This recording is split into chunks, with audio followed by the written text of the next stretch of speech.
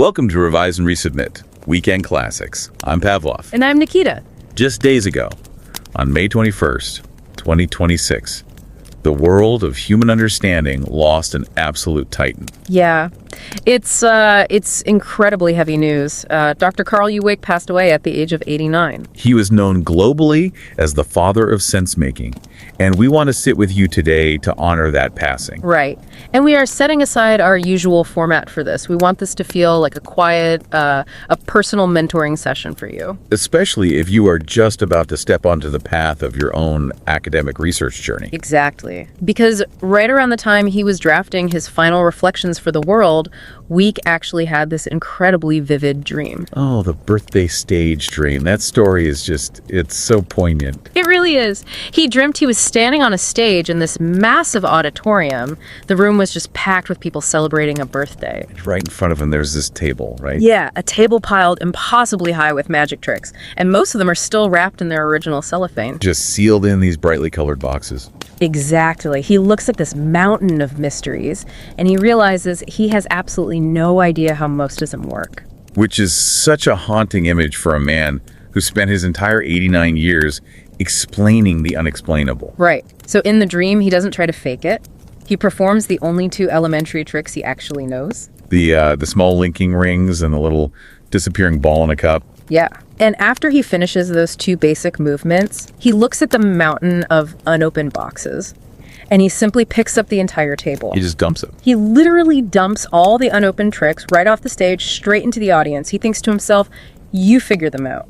And then he just walks off the stage. He turns, walks briskly off the stage, and slips out the door. You figure them out. I mean, we are sharing this with you today because that is exactly what Karl Weick has done for you. He really has. He's handed you a lifetime of unopened concepts, raw observations, and these terrifyingly complex human realities. And he has stepped off the stage.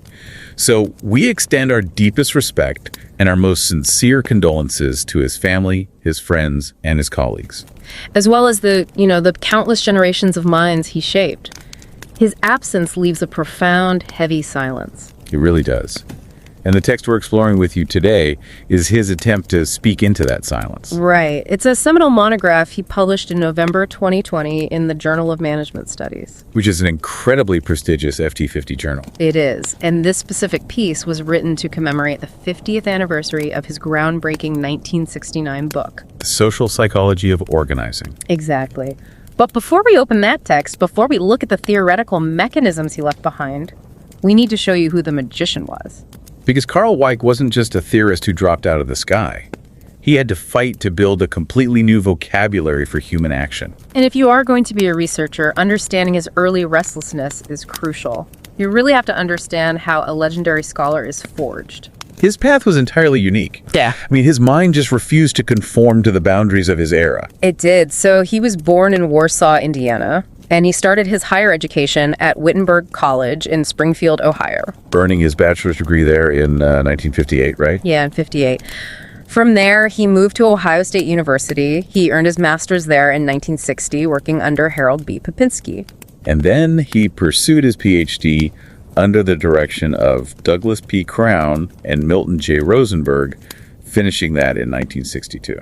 But the institutional mechanics of that PhD, that's what you really need to hear about. Yeah, because in the early 60s, the field of psychology was largely obsessed with the isolated human brain. Right. They were looking at individuals in a vacuum. But Weick was restless. He was looking at the spaces between people. He wanted to know how humans organized reality together, in real time, amidst chaos. So he tried several different degree programs within this psychology department at Ohio State, just trying to find a home for these incredibly complex questions. And they couldn't force him into their existing boxes. No, they couldn't. He was so conceptually nomadic that the department did something extraordinary. They literally built a custom degree program specifically for Weick. For Weick and one fellow student, Jeannie Plog. Exactly. They called this newly invented discipline organizational psychology. Just pause and let that sit with you for a moment. When you are sitting at your desk next week, feeling like your research interests don't perfectly align with your department's boundaries. Remember that story. The discipline of organizational psychology was, in a very real way, invented to accommodate Karl Weick's curiosity. He didn't bend to the discipline. He forced the discipline to expand so it could hold him. And the academic world recognized that gravitational pull almost immediately. After Ohio State, he took a position as an assistant professor at Purdue University. That was in West Lafayette, Indiana, from 62 to 65. Right. And barely 6 months into his tenure there, he receives a letter from John C. Flanagan. Oh, the congratulations letter. Yes, a formal congratulation for winning the 1961 to 62 Best Dissertation of the Year award. Sponsored by the American Institutes for Research, I believe. Their Creative Talent Awards program. That's the one. And from there, his career became this relentless ascent, shaping the architecture of the world's most prestigious institutions. In 65, he moved to the University of Minnesota as an associate professor of psychology, achieving full professorship by 1968. Then, in 72, he crossed a crucial interdisciplinary bridge. He left Minnesota to become a professor of psychology and organizational behavior in the business school at Cornell University. And those Cornell years were profoundly transformative for the entire field. By 77, he was the Nicholas H. Noyes Professor of Organizational Behavior and Professor of Psychology. But perhaps more importantly for the infrastructure of the discipline, he served as the editor of the Administrative Science Quarterly. Yeah, from 77 to 85. Sitting in that editor's chair, he became the gatekeeper and the guide for a whole generation of scholars. Nurturing the kind of qualitative, deeply observational research that the field so desperately needed. Exactly. He then spent 84 to 88 holding the Harkins & Co. Centennial Chair in Business Administration at the University of Texas at Austin, Before finally moving to the University of Michigan in 88. where he settled in as the Rensis Likert Distinguished University Professor of Organizational Behavior and Psychology. And across all of those decades, what he was quietly doing was completely dismantling the machine metaphor of human enterprise. Right. Before Weick, theorists looked at a hospital or a fire crew and they just saw a machine, a physical structure with rational gears. Weick proved that organizations are not physical things. They are socially constructed phenomena. They only exist through continuous human interpretation and action. He gave us a vocabulary that is now the absolute bedrock of how we understand human coordination. He gave us enactment, the idea that people actively build the environment they're reacting to. And loose coupling, right. The revelation that different parts of a system act semi-independently. So a shock to one department doesn't instantly shatter the whole organization. He mapped out mindfulness, organizational information theory, and of course, sense-making. He showed us how people reduce agonizing ambiguity, how we adapt to paralyzing uncertainty, How we build resilient, high-reliability systems out of pure chaos. So we have a profound request for you. Whether or not you ever subscribe to this channel or listen to another one of our discussions, please make the quiet time to read this monograph. It is thoughtfully crafted and rigorously peer-reviewed. We have placed the link to it in our show notes. And right next to it, you'll find another link to a beautifully written, deeply heartfelt tribute to Karl Weick by Dave Snowden. Dave Snowden is another brilliant pioneer of sense-making and complexity science. Please read that tribute as well. To truly understand what Weick is handing off to you in this 2020 paper, we have to look closely at how he built that vocabulary. Because he didn't build it like a traditional scientist looking for immutable laws. He built it as a generalist. He explicitly self-identified with that word, didn't he? Yeah, he said he lived and worked at the intersection of vocabularies. If you look at the bibliography of his 69 book, it's a staggering eclectic mix. He pulled from psychologists, sociologists, cultural critics. You have people like Allport, Blau, Garfinkel, Mead, Perot, Simmel, and Skinner, all forced into conversation with one another. He described his early theoretical work as building a collage, taking fragments of pre-existing ideas and pasting them together. Hoping that someday, through enough pressure and time, this collage would fuse into a seamless mosaic. And this brings up a very practical point for your own research regarding how you use the voices of others. You're going to be taught how to write a polite literature review, how to cite past scholars just to support your hypothesis. But Weick viewed citations completely differently. In this paper, he cites the cultural critic, Walter Benjamin. Benjamin was famous for aggressively collecting quotations. He believed a quotation shouldn't just sit there passively illustrating a point. Benjamin said that quotations should act like wayside robbers who leap out and rob you of your convictions. Think about the violence and the vitality of that image. When you introduce a quote from a past study, are you just building a polite bibliography? Or are you using their words like a wayside robber to ambush your readers' comfortable assumptions? Weick used the vocabularies of other disciplines to rob us of our certainty about how organizations function. He even reached back to Shakespeare to explain the genesis of how humans organize reality. Yeah, he quotes A Midsummer Night's Dream. Shakespeare writes that the poet's pen turns airy nothing into shapes. And gives to that airy nothing a local habitation and a name. Weick realized the poet's pen is doing the exact same mechanical work as a manager or a nurse or firefighter. Before we interact with it, the reality of crisis is just airy nothing. It has no boundaries. The philosopher William James called it the pure flux of experience. Life is just a continuous, terrifying flow of sensation. But James points out that this flux no sooner arrives than the human mind begins to tear it apart and organize it. The flux gets shot through with adjectives and nouns. We pull salient features out of the blur and we name them. We give the chaos a local habitation so that we can point to it, share it with colleagues, and survive it. This is the fundamental scaffolding of Weickian sensemaking. It's a looping, four-step progression. Starting with a raw, unspoken flux of reality. From that chaotic flux, our brains instinctively pull out hunches, these pragmatic simplifications that give us temporary certainty. Then we translate those hunches into words. We name the thing. And finally, those words dictate our actions, which in turn alter the environment, feeding right back into a newly changed flux. Flux to hunches, to words, to actions, and back to flux. But I want to push back on this a bit on behalf of our listener. Okay, go ahead. If reality is this incredibly rich, chaotic flux, and we are forcing it into narrow, linear words, aren't we essentially committing a kind of violence against reality? That's a very fair question. If I try to catch a raging river by throwing a tightly woven net over it, the net doesn't catch the river. The water flows right through. And you're left holding wet rope. Exactly. Do the words we use actually capture the reality, or do they just freeze a tiny, inaccurate piece of it? That is the exact tension at the heart of all social science. Yes, the net fails to capture the river. Words are inherently reductive. So how do we justify using them? To answer that, Weick brings in the pragmatist philosopher Richard Rorty.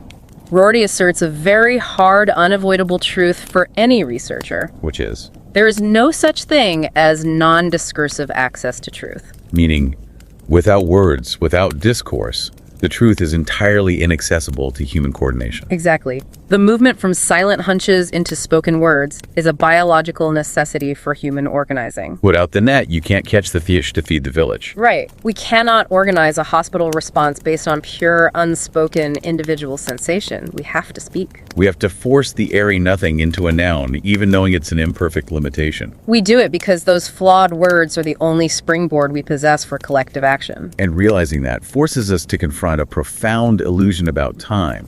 When exactly does this naming happen? This is where Weick drops an anchor that will permanently alter how you view your fieldwork. The human mind is always, constantly, a step behind its own existence. To explain this, Weick introduces Søren Kierkegaard's devastatingly simple paradox. Life is lived forward, but understood backward. Life is lived forward, but understood backward. That is profound. Kierkegaard is pointing out a structural flaw in human consciousness. Existence relentlessly pushes forward. You are always falling into the next second. There is no magical moment where time hits pause, allowing you to survey the environment perfectly. Forward existence precedes backward essence. We can only logically understand what we have done after the action is completed. There is a massive, unbridgeable disjunction between experiencing a moment and understanding that moment. When you are inside the flux living forward, you are not rationalizing, you are just coping. The neat narrative of sense-making only arrives retrospectively. Weick maps this directly onto organizational theory by distinguishing between two types of human state: imminent practice and deliberate practice. Let's break down the mechanics of those two states, because this is where a lot of young researchers get trapped. Imminent practice is life lived forward. It is the raw experience of absorbed coping. Picture an emergency room nurse in the middle of a massive trauma code. Alarms are blaring, blood is on the floor, hands are moving instinctively. In that second, the nurse is not intellectualizing the hospital's triage protocol. They're entirely absorbed in the forward momentum of survival. That is imminent sense-making. Non-verbal, physical, immediate. They are swimming in the river. Deliberate practice, on the other hand, is life understood backward. It's thematic, abstract, and retrospective. And it only occurs when the forward momentum is interrupted. The trauma code ends. The patient is stabilized, or the patient dies. The nurse steps out into the quiet hallway, leans against the wall, looks back at the last 40 minutes, and tries to build a coherent story out of the chaos. That retrospective storytelling is deliberate sense-making. And here's why this is a matter of professional life and death for your research. Imminent experience is incredibly fleeting. It's messy, almost invisible, and defies easy categorization. So, when you design your methodology, you will feel an overwhelming temptation to only study the deliberate practice. You'll walk into an organization a week after a crisis, and you will interview the managers. You'll read the polished post-mortem reports. And in doing so, you are entirely studying their backward understanding. While tricking yourself into believing you are studying their forward experience. Precisely. If you only look at the post-mortem, you miss the actual reality of the organization. You completely neglect the violent, messy interplay between the crisis and the coping. When you conduct interviews, you must remind yourself that these neatly packaged stories are retrospective illusions. They are trying to make their past actions look logical to you and to themselves. Your true job is to peer through those stories and try to glimpse the imminent practice, the terrifying flux that originally produced them. To help us navigate that treacherous gap between living forward and understanding backward, Weick outlines 4 distinct nuances. 4 specific mechanisms through which our raw experience and our retrospective understanding violently collide. Let's explore each one deeply. These are the wrapped magic tricks he left on the stage.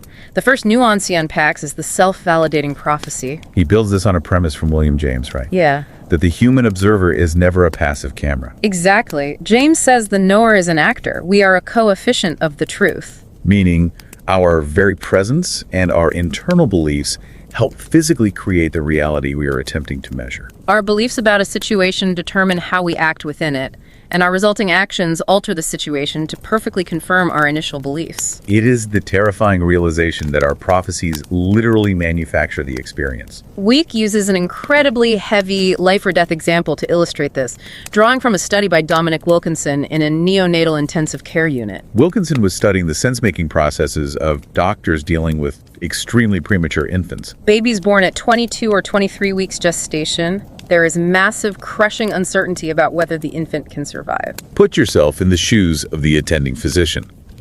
The monitors are alarming.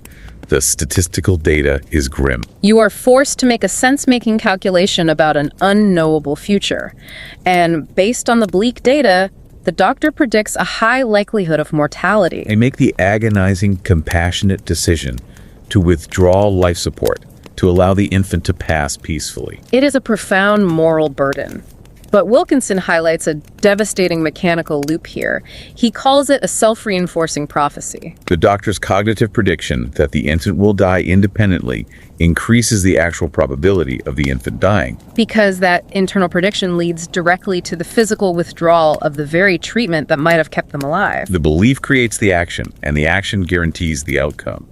The prophecy validates itself. Wilkinson is absolutely not saying these doctors are acting maliciously or unethically. He is exposing the tragic weight of human uncertainty. When you are forced to act without knowing the future, your attempt to make sense doesn't just describe the environment, it builds it. And the lesson for you as a researcher is identical. You must look for how executives' predictions about the market are actively causing the market conditions they claim to just be reacting to. Which naturally brings us to the second nuance Weick explores: partiality towards similarity. This mechanism exposes the deep human bias to minimize psychological jolts and maximize continuity. We desperately, biologically need today to look exactly like yesterday. Weick writes that when organizations are hit with highly ambiguous data, they immediately attempt to forcefully transform that data into something they are accustomed to seeing. We are all trying to solve what William James called the problem of maxima and minima. We want to absorb the maximum amount of new reality with the absolute minimum amount of internal jolt to our existing worldview. And the cost of that cognitive bias can be catastrophic. Weick cites Diane Vaughan's masterful analysis of the Challenger space shuttle disaster. In the months and years leading up to that freezing morning in '86, the engineers at NASA and Morton Thiokol were looking at data from previous flights. They were seeing anomalies with the O-rings, the massive rubber seals on the solid rocket boosters. The data showed scorching, erosion, and blow-by of hot gases that absolutely should not have been happening. A purely rational machine would look at that scorching and say, the seal is failing, ground the fleet. But human sense-making doesn't work that way. Instead of experiencing the jolt of recognizing a fatal design flaw, the organization engaged in a psychological mechanism. Vaughan called it the normalization of deviance. They slowly, incrementally expanded their internal definition of what was acceptable risk. The first time they saw soot, they were alarmed, but the shuttle survived, so the next time, it was slightly less alarming. Over time, they transformed glaring warnings of impending catastrophic failure into routine, expected aspects of normal flight operations. They forced the terrifying anomalous data to look similar to their past experiences of successful launches. They smoothed out the jolt right up until the vehicle disintegrated 73 seconds after liftoff. This exact mechanism is why Weick spent the latter half of his career relentlessly studying high-reliability organizations, or HROs. Places like nuclear aircraft carriers, commercial air traffic control centers, wildland firefighting teams. These organizations are intentionally designed to fight against our partiality toward similarity. They actively train their people to be obsessed with failure, to refuse simplification, and to constantly hunt for how today's data is different from yesterday's. But I have to bring up a philosophical trap here, leaning on the work of John Dewey. Go on. If we are constantly trying to compare our present data to our past experience, we run into the problem of the shifting observer. Right. Dewey noted that every single experience structurally modifies the human being having the experience. By the time I encounter a second crisis, my brain has been physically and psychologically altered by the first crisis. So the paradox is, how can we ever rely on past experience as a stable baseline when the measuring stick itself is constantly warping? We are comparing a fluid present against a memory recorded by a younger version of ourselves. It makes the entire pursuit of similarity an illusion. Which opens the door perfectly to the third nuance, which might be the most profound concept in his entire theoretical arsenal. The ambivalence between belief and doubt. This nuance provides the survival mechanism. If relying entirely on our past beliefs leads to the normalization of deviance and disaster like NASA, But relying entirely on doubt leads to paralyzing indecision. what is the biological and organizational solution? Weick argues that the only way to preserve adaptability in a lethal environment is to aggressively hold opposing psychological tendencies simultaneously. Weick illustrates the mechanics of this through the visceral world of wildland firefighters. Picture a hotshot crew out in the rugged mountains of Montana battling a massive forest fire. The environment is pure flux. The wind direction is constantly shifting. The fuel load is changing from green pine to bone-dry brush. It's a multi-contingency, highly volatile environment where a single wrong assumption means death. To manage this terrifying ambiguity, these crews operate using a strict protocol known as LCES. LCS stands for lookouts, communication, escape routes, and safety zones. Weick brilliantly deconstructs LCES, showing us that it isn't just a physical safety checklist. It is a cognitive architecture designed to force ambivalence. Lookouts and communication represent the psychological pillar of belief. A lookout stands on a ridge, observes the fire, and communicates that reality. In doing so, the crew is enacting their belief in their current understanding of the environment. I see the fire. I believe we can safely dig a trench here. But the second half of the protocol, escape routes and safety zones, represents the psychological pillar of profound doubt. Before they even swing a tool, they must physically clear 2 separate escape paths and designate a burned-out safety zone. That physical labor is the manifestation of the thought. I severely doubt that my lookout is right.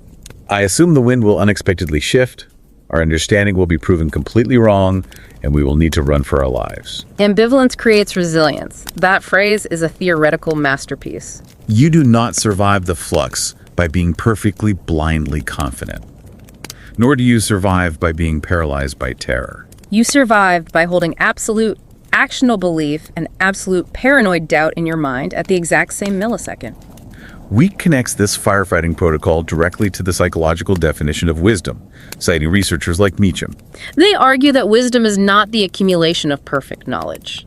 Wisdom is the capacity to accumulate knowledge while remaining highly, deeply suspicious of it. The essence of a wise organization is one that knows its own knowledge is inherently fallible. And for you, listening right now, this is the ultimate mandate for your own academic career.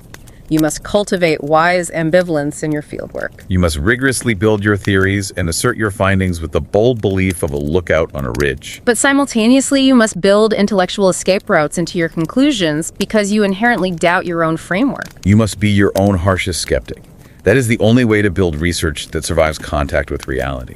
And that leads us to the fourth and final nuance of experience. Understanding as an ongoing accomplishment. Here, Weick tightens the screws on how experience and retrospective meaning interact. He demands that we stop treating reality as a fixed theatrical backdrop that we just walk around inside. We have to start seeing reality as an ongoing accomplishment, something we are continuously creating and sustaining through our symbols and actions. To expose the devastating mechanics of this, Weick draws heavily on Scott Snook's heartbreaking analysis of the friendly fire incident over northern Iraq in April 1994. The timeline of this event is crucial to understand the sense-making failure. 2 U.S. Air Force F-15 fighter jets were patrolling the no-fly zone. At the same time, 2 U.S. Army Black Hawk helicopters carrying 26 peacekeepers entered the same airspace. An AWACS command and control plane was monitoring the radar. The F-15 pilots pick up radar contacts. They ask the AWACS for clearance. Due to incredibly complex radio protocol failures and shift changes on the AWACS plane, the controller tells the F-15s their airspace is clear of friendly aircraft. So the F-15 pilots execute a visual flyby of the helicopters. The helicopters are painted in camouflage. The F-15 pilots, primed by their threat environment and the AWACS clearance, are expecting to see hostile Soviet-made Hind helicopters. They look down at the Black Hawks, they match the visual data to their internal expectation, and they misidentify them. They lock on, fire their missiles, and shoot down both friendly helicopters, killing all 26 people on board. It is a tragedy that defies easy, comforting explanation. But Snook's analysis refuses to take the easy way out. Snook realized that if you frame this disaster as a traditional problem of decision-making, you naturally assume they were reckless or inherently bad people making a poor decision. But Snook shifted the entire analytical frame from deciding to making sense. He realized that the F-15 pilots did not decide to shoot down friendly helicopters. That wasn't an option on their mental menu. They shot down what they had already firmly made sense of as hostile enemy aircraft. The tragedy wasn't a choice. It was a catastrophic failure of meaning. Snook writes that given the exact same systemic circumstances, the exact same flawed radar data, and the same contextual pressures, even he, the researcher, could have made the exact same fatal mistake. Framing organizational failures as good people struggling to make sense rather than bad people making poor decisions completely revolutionizes how we study systems. It moves the analysis out there into the invisible web where the technology, the protocols, the environment, and human psychology violently intersect. I want to offer an analogy here to help visualize this mechanism, drawing on a, quote, Weick uses from the philosopher Robert Chia. Think of reality, the pure flux, as a massive, pulsing, infinitely complex biological organism. Human sense-making is what Chia calls an arbitrary ontological incision. It's a surgical cut into reality. Yes, it's like a surgeon taking a scalpel to that chaotic living flux and violently carving out a tiny, temporary, stable piece of tissue. We make this conceptual incision to render the world temporarily predictable. In that friendly fire incident, the pilots made an ontological incision based on flawed data. They carved a hostile reality out of the ambiguity, and they acted on that incision with lethal force. Sense-making is an ongoing surgical accomplishment, and sometimes, through no malice of the surgeon, the scalpel slips and cuts an artery. Having meticulously laid out these 4 massive nuances, Weick then does something incredibly gracious for his final act in this paper. He passes the baton. He spends the final section of his essay analyzing 3 new papers included in this commemorative issue, pointing to the next generation of researchers. He's saying, look at what they're figuring out. Let's examine the first one he highlights, by Glenn and Watkis. Glenn and Watkis wrote a historical review of Weick's ideas, but they identified a massive conceptual shift. The field has slowly shifted from looking at sense-making in organizations to viewing sense-making as the organization itself. Organizing is a stance. It's a continuous, fragile fusion. They map out how members move from having a shared cause map to forming an interpretation. And the vocabulary they use here is laser precise. They describe these cause maps as noticing repertoires. The organizational map in your head literally dictates what your eyes are allowed to notice in the environment. And here is where we get into a critical distinction between two words: equivocal versus equivalent. An equivocal environment is one saturated with multiple, conflicting, confusing meanings, pure ambiguity. What Glenn and Wankus point out is that a shared cause map provides labels that allow for equivalent experiences among team members. This is the secret engine of collaboration. If we're looking at a complex shift in the supply chain, our shared corporate cause map gives us a set of labels. Our internal psychological interpretations don't have to be perfectly identical. They just have to be equivalent enough to allow us to coordinate our actions. Sense-making is the mechanism of reducing the paralyzing equivocal into the actionable equivalent. Glenn and Wankus also map this equivalent sense-making directly onto Weick's old concept of coupling. In a loosely coupled system, people have the breathing room to improvise, to find creative workarounds when the map doesn't match the territory. But in a tightly coupled system, the map becomes the territory. The labels rigidly dictate the action. And the mechanical danger there is that the tighter the coupling, the higher the probability of catastrophic surprise when the real world refuses to behave like the map. It's the Challenger disaster all over again.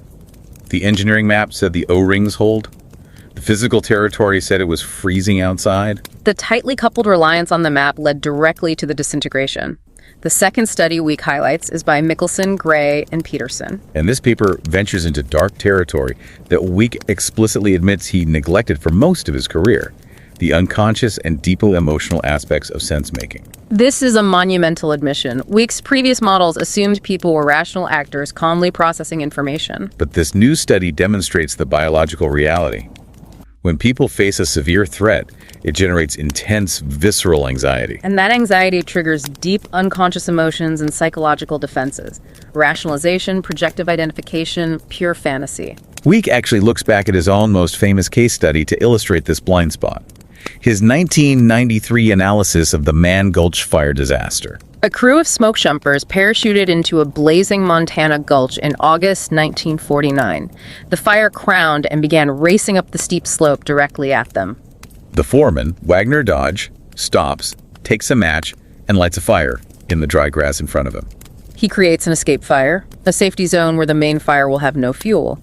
He yells at his second-in-command, Bill Hellman, to join him in the ashes. And Hellman, staring at a man standing inside a fire, yells back, "To hell with that, I'm getting out of here." Hellman and the crew keep running. The main fire overtakes them, and almost all of them perish. Dodge survives in his ashes. Weick reflects on that agonizing moment. He admits that in his original analysis, he severely underplayed the deeply contested emotional nature of meaning. Hellman wasn't just making a slightly different mathematical calculation. He was exhibiting a profound, unconscious defense mechanism against a terrifying threat. His brain literally could not make sense of stepping into a fire to avoid a fire. The Michelson paper takes this understanding of unconscious defenses and connects it to cognitive dissonance theory, originally developed by Elliot Aronson. They looked at the relationship between a central hospital and community care centers regarding revolving door patient readmissions. A vulnerable patient comes back from the hospital in terrible shape. The systemic failure creates massive anxiety and cognitive dissonance for the professionals. To reduce that crushing psychological weight, the hospital staff and the community staff unconsciously begin to create deeply entrenched stereotypes of incompetence against one another. The hospital doctors say the community clinics are inept. The community clinic staff say the hospital doctors are arrogant and just want to save money. They use these mutual projections to protect their own fragile sense of professional competence in a broken system. But the tragic irony is that this dissonance reduction creates a false facade of logical coordination. Both sides think they have successfully made sense of the problem, but their defensive sense-making is actively destroying their ability to collaborate. The unconscious emotional defense completely hijacks the cognitive sense-making process. The third and final study Weick reviews is by Mezziani and Cabantus. They explore how people act their way into sense, focusing on another element Weick left out: the physical body and physical intuition. They look at film crews, these intense, high-pressure, temporary organizations where complex improvisation happens constantly. And they show that sense-making on a film set isn't just happening in people's heads. It is happening through embodied ways of knowing. It's the grip on the camera rig, the rapid, non-conscious intuition happening through the calloused hands, the physical movement of the crew dancing around each other. Meaning is literally constructed through muscle memory. And this realization leads to the most poignant, nakedly humble moment in Weick's entire catalog. He reads this study and he recounts a recent conversation he had with the university archivist at Michigan who was cataloging his life's papers. The archivist told him very bluntly, theorists tend to work in their own heads. And Weick openly admits that it is profoundly hard for him to truly appreciate the physical body's role in sense-making because he spends his entire existence immobilized at a desk. I love the exact phrasing he uses. He says he spends his day becoming enchanted while vigorously raising and lowering his desk chair. Gripping and releasing a pen and powerlifting 3x5 index cards. Powerlifting 3x5 index cards. It is such a vivid, gentle mockery of his own physical frailty and his purely cerebral existence. Here is the undisputed father of a massive theoretical movement, publicly admitting that his entire worldview has a blind spot, precisely because of the physical way he conducted his daily work. He is showing you, the researcher, that even the greatest minds must acknowledge the inherent limits of their own perspective. He is inviting you to put down the index cards, get up from the desk, and go out into the messy flux. Go observe the bodies, the sweat, the silent intuitions that he missed while sitting in his office chair. It's the ultimate passing of the baton. As we bring this exploration to a close, we have to wrap this vast theoretical universe back to the somber reality we started with. The reality of Dr. Weick's passing. In the final paragraphs, Weick offers one last metaphor. He introduces an idea from a 1968 book by Ross Parmenter called The Awakened Eye. Parmenter suggests a specific exercise for the next time you visit a fine art museum. Before you go into the gallery to look at a masterpiece, stop at the gift shop. Buy a cheap, mass-produced postcard reproduction of the exact painting you are about to see. Walk into the quiet gallery, stand directly in front of the massive original painting, and hold your little postcard up right next to it. The purpose is not to admire the postcard. The purpose is to realize how profoundly, laughably imperfect the reproduction is. When you hold the flat postcard against the original canvas, you see that the real painting has incredibly deep, dark shadows that the printer couldn't replicate. You see the vivid textures of the oil paint, the frantic energy of the brush strokes, the flat gloss of the postcard completely erased. Karl Weick, looking back over 50 years of his own brilliant work, tells us that his entire life's output, all his concepts of enactment, loose coupling, and sense-making are just conceptual postcards. They're imperfect, flat, reductive reproductions. We hold them up against the rich, chaotic, terrifying, beautiful painting of everyday organizational life, and the concepts fail. They fail to capture the whole raging river, but it is precisely the imperfections of the concept that force us to look closer at the reality. The failures of the postcard draw our eyes to the vivid brushstrokes. The flaws in the theory help us see the real world more clearly. Weick writes, "My job has been to hand you a postcard that is imperfect in ways you can now see more clearly." He dumped his table of unopened magic tricks into the audience for you. If you are starting your research journey today, your job is not to seek out a perfect theory that explains everything. Your job is to bravely engage with the messy, terrifying flux of reality. Your job is to deeply doubt your own knowing, to embrace the ambivalence of the lookout on the ridge, and to work tirelessly to build slightly better conceptual postcards for the rest of us. So, as we say a final goodbye to Karl Weick, and as you step out of this quiet room and back into your own work, we leave you with one final, lingering question to mull over. If our entire carefully constructed understanding of our own lives and the complex organizations we inhabit is nothing more than an imperfect conceptual postcard, what missing, vivid textures and what subtle, profound shadows are you entirely overlooking right now in your daily routine, simply because your postcard told you they weren't there? And don't forget to subscribe to Revise and Resubmit on Spotify and Apple Podcasts. Until next time, keep those minds curious, keep questioning, and keep revising and resubmitting.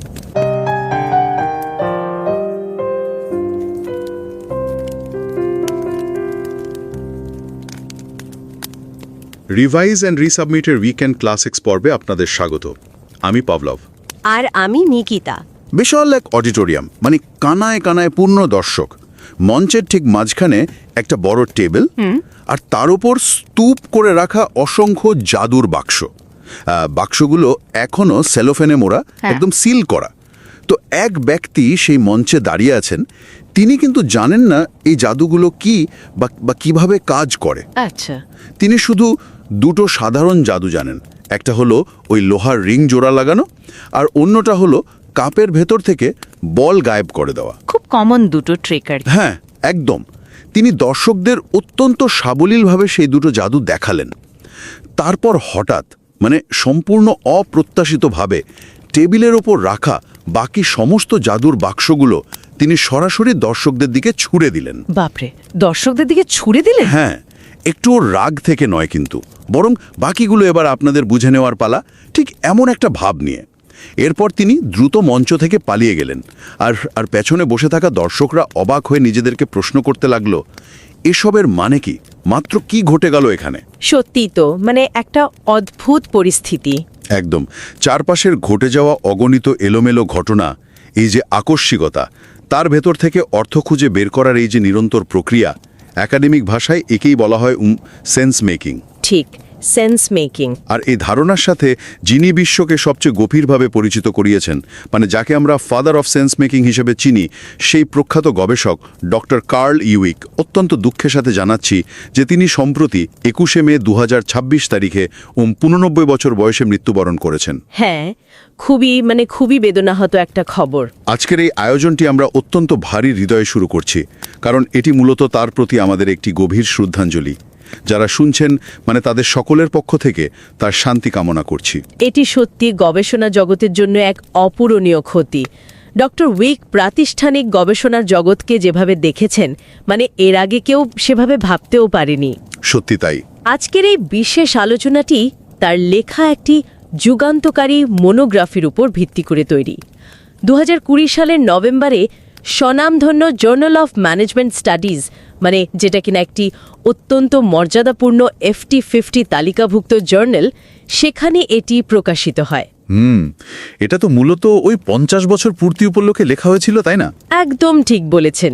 Doctor উইকের আলোড়ন সৃষ্টিকারী বই the social psychology of অর্গানাইজিংয়ের প্রকাশের 50 বছর পূর্তি উপলক্ষে তিনি এটি লিখেছিলেন। আচ্ছা। আর আজকের এই আলোচনাটি বিশেষভাবে তাদের জন্য যারা একাডেমিক গবেষণার জগতে একেবারেই নতুন, যারা সবেমাত্র নিজেদের গবেষণার যাত্রা শুরু করতে যাচ্ছেন। আমরা অত্যন্ত প্রশান্ত এবং অন্তরঙ্গ একটি আবহে তার রেখে যাওয়া এই জ্ঞান ভাণ্ডারে একটু ঢোকার চেষ্টা করব। দারুণ। তো গবেষণার যাত্রায় যারা মাত্র পা রাখছেন, তাদের জন্য ডক্টর উইকের নিজের জীবনের গল্পটাই কিন্তু একটা বিশাল পাঠ হতে পারে। মানে খুবই ইন্টারেস্টিং একটা ব্যাপার হলো তিনি কিভাবে প্রাতিষ্ঠানিক কাঠামোর মাঝে থেকেও নিজের জন্য একটা নতুন পথ তৈরি করেছিলেন। হ্যাঁ, গল্পটা শুরু হয় ইন্ডিয়ানার ওয়াশ শহর থেকে। 1958 সালে ওহিওর স্প্রিংফিল্ডে ওই উইটেনবার্গ কলেজ থেকে তিনি তার স্নাতক সম্পন্ন করেন। এরপর তিনি চলে যান ওহিও স্টেট ইউনিভার্সিটিতে। সেখানে হ্যারল্ড বি প্যাপিনস্কির অধীনে 1960 সালে MA করেন, আর 1962 সালে ডগলাস পি ক্রাউন এবং মিল্টন জে রোজেনবার্গের অধীনে তার PhD। কিন্তু স্নাতকোত্তর আর PhD করার সময় একটা দারুণ ঘটনা ঘটে। কিরকম ঘটনা? তিনি মনোবিজ্ঞান বিভাগের ভেতরে বেশ কয়েকটি ডিগ্রি প্রোগ্রামে পড়াশোনা করার চেষ্টা করেছিলেন, কিন্তু তার আগ্রহের জায়গাগুলো এতই বৈচিত্র্যময় ছিল যে প্রচলিত কোনো কাঠামোতেই তা খাপ খাচ্ছিল না। আচ্ছা, মানে তিনি কোনো নির্দিষ্ট বক্সে আটকা পড়তে চাইছিলেন না। একদম তাই। শেষ পর্যন্ত তার প্রতিভা দেখে মনোবিজ্ঞান বিভাগ শুধুমাত্র তার এবং তার সহপাঠী জিনি প্লগের জন্য অর্গানাইজেশনাল সাইকোলজি নামে সম্পূর্ণ নতুন একটি ডিগ্রি প্রোগ্রাম তৈরি করে।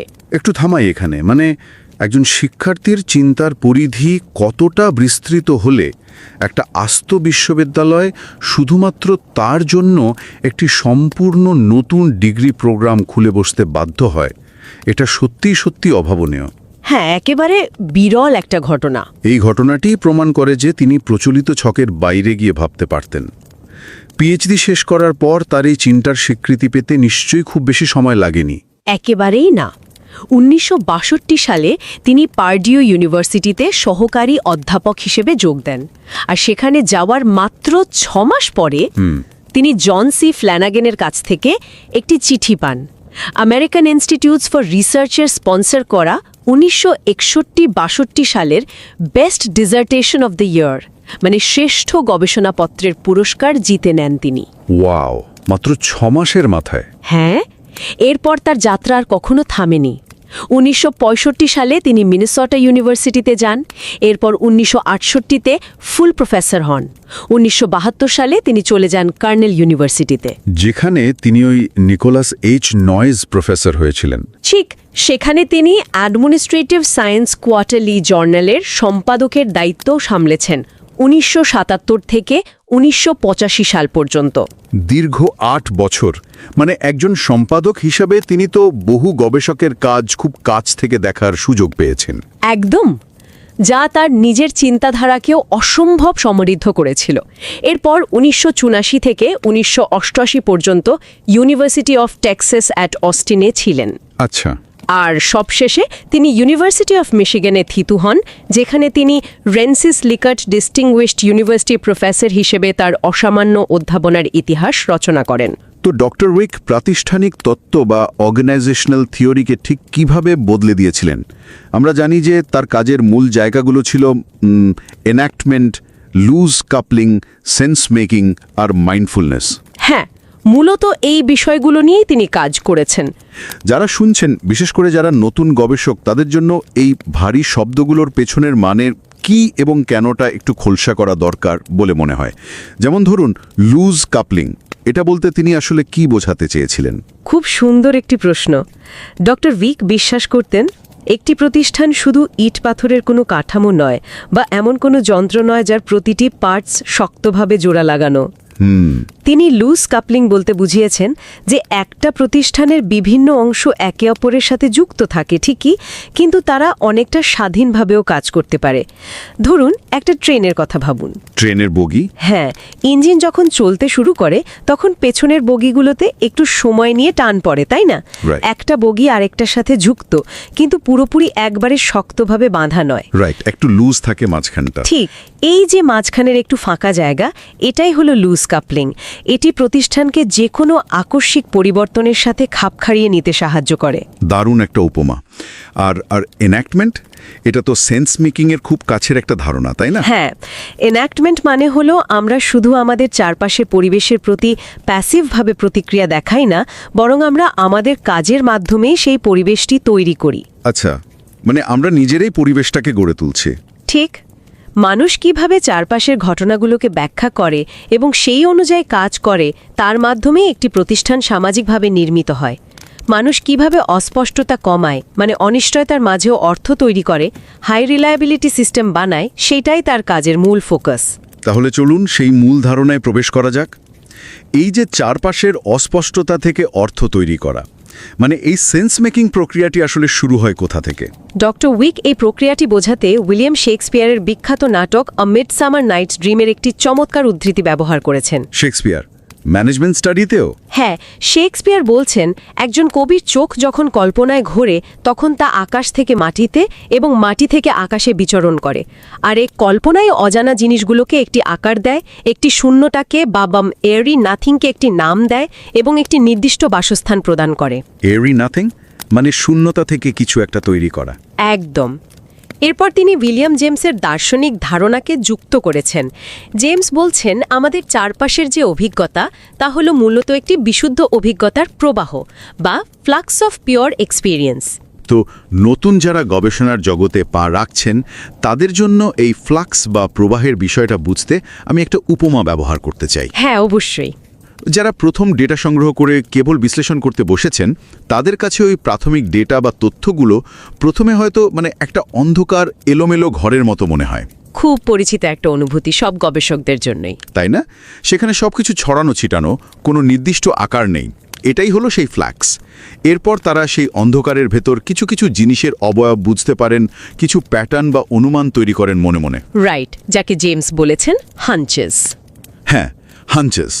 তারপর সেই প্যাটার্নগুলোকে থিসিস পেপারের ভাষায় বা তত্ত্বে রূপ দেওয়া হয়, যা হলো শব্দ বা ওয়ার্ডস। কিন্তু আমার প্রশ্ন হলো, এই যে আমরা ফ্ল্যাক্স থেকে শব্দে এলাম, এরপর কি? মানে একাডেমিক গবেষণায় আমরা কিভাবে কেবল শব্দ থেকে বেরিয়ে এসে সেগুলোকে অর্থপূর্ণ কাজে বা অ্যাকশনে রূপ দিতে পারি। কারণ দিন শেষে তো আমাদের কাজ দিয়ে জগৎটাকে নতুনভাবে সংজ্ঞায়িত করতে হবে। একদম সঠিক জায়গায় প্রশ্নটি করেছেন। জন ডিউইয়ের একটি কথা উইক এখানে স্মরণ করেছেন, আমাদের এমনভাবে কাজ করা উচিত যা বর্তমান অভিজ্ঞতার অর্থকে বাড়িয়ে তোলে।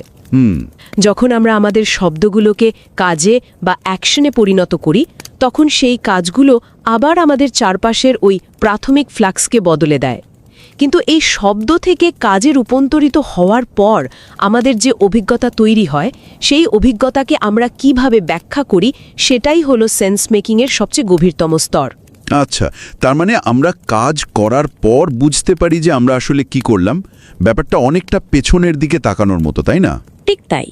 বিখ্যাত ড্যানিশ দার্শনিক সোরেন কেয়ারকেগার্ডের একটি অসাধারণ কথা আছে, জীবন সামনের দিকে যাপন করতে হয়, কিন্তু বুঝতে হয় পিছন ফিরে। ওয়াও, জীবন সামনের দিকে যাপন করতে হয়, কিন্তু বুঝতে হয় পিছন ফিরে। হ্যাঁ, আমরা যখন কোনো কাজ করি তখন আমরা সামনের দিকে এগোই, কিন্তু সেই কাজটির আসল অর্থ কী ছিল তা আমরা কেবল কাজটি শেষ হওয়ার পর পিছন ফিরে তাকালেই বুঝতে পারি।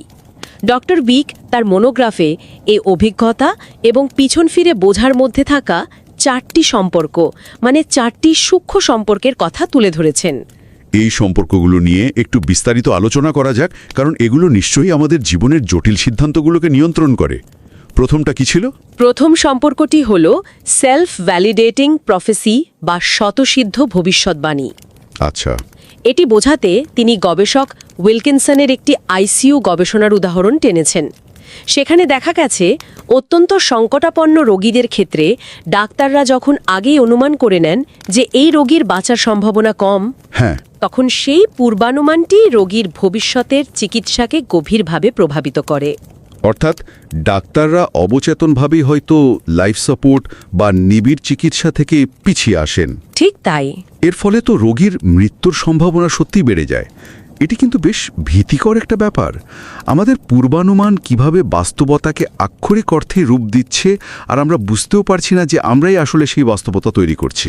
একদম। তাদের বিশ্বাসই তাদের কাজের ধরন ঠিক করে দেয় এবং সেই কাজটি শেষ পর্যন্ত তাদের বিশ্বাসকেই সত্য প্রমাণ করে। দ্বিতীয় সম্পর্কটি কি? দ্বিতীয়টি হল সাদৃশ্যের প্রতি পক্ষপাতিত্ব বা পার্শিয়ালিটি টুয়ার্ডস সিমিলারিটি।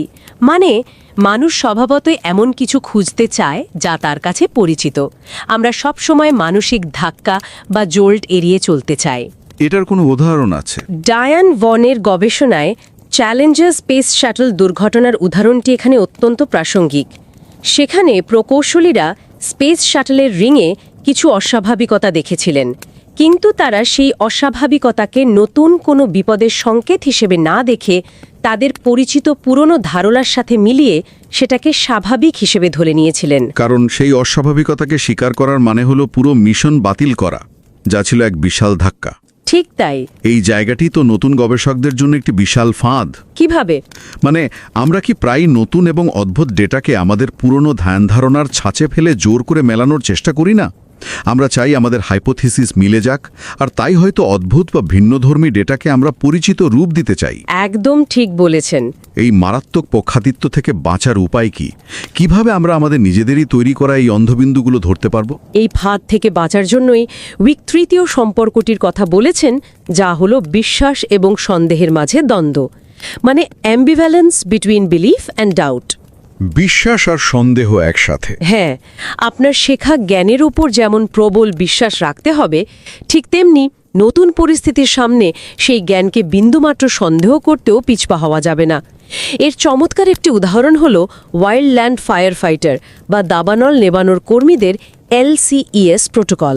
একটু বিস্তারিত বললে সুবিধা হয়। এই LCES প্রোটোকলটি কিভাবে কাজ করে?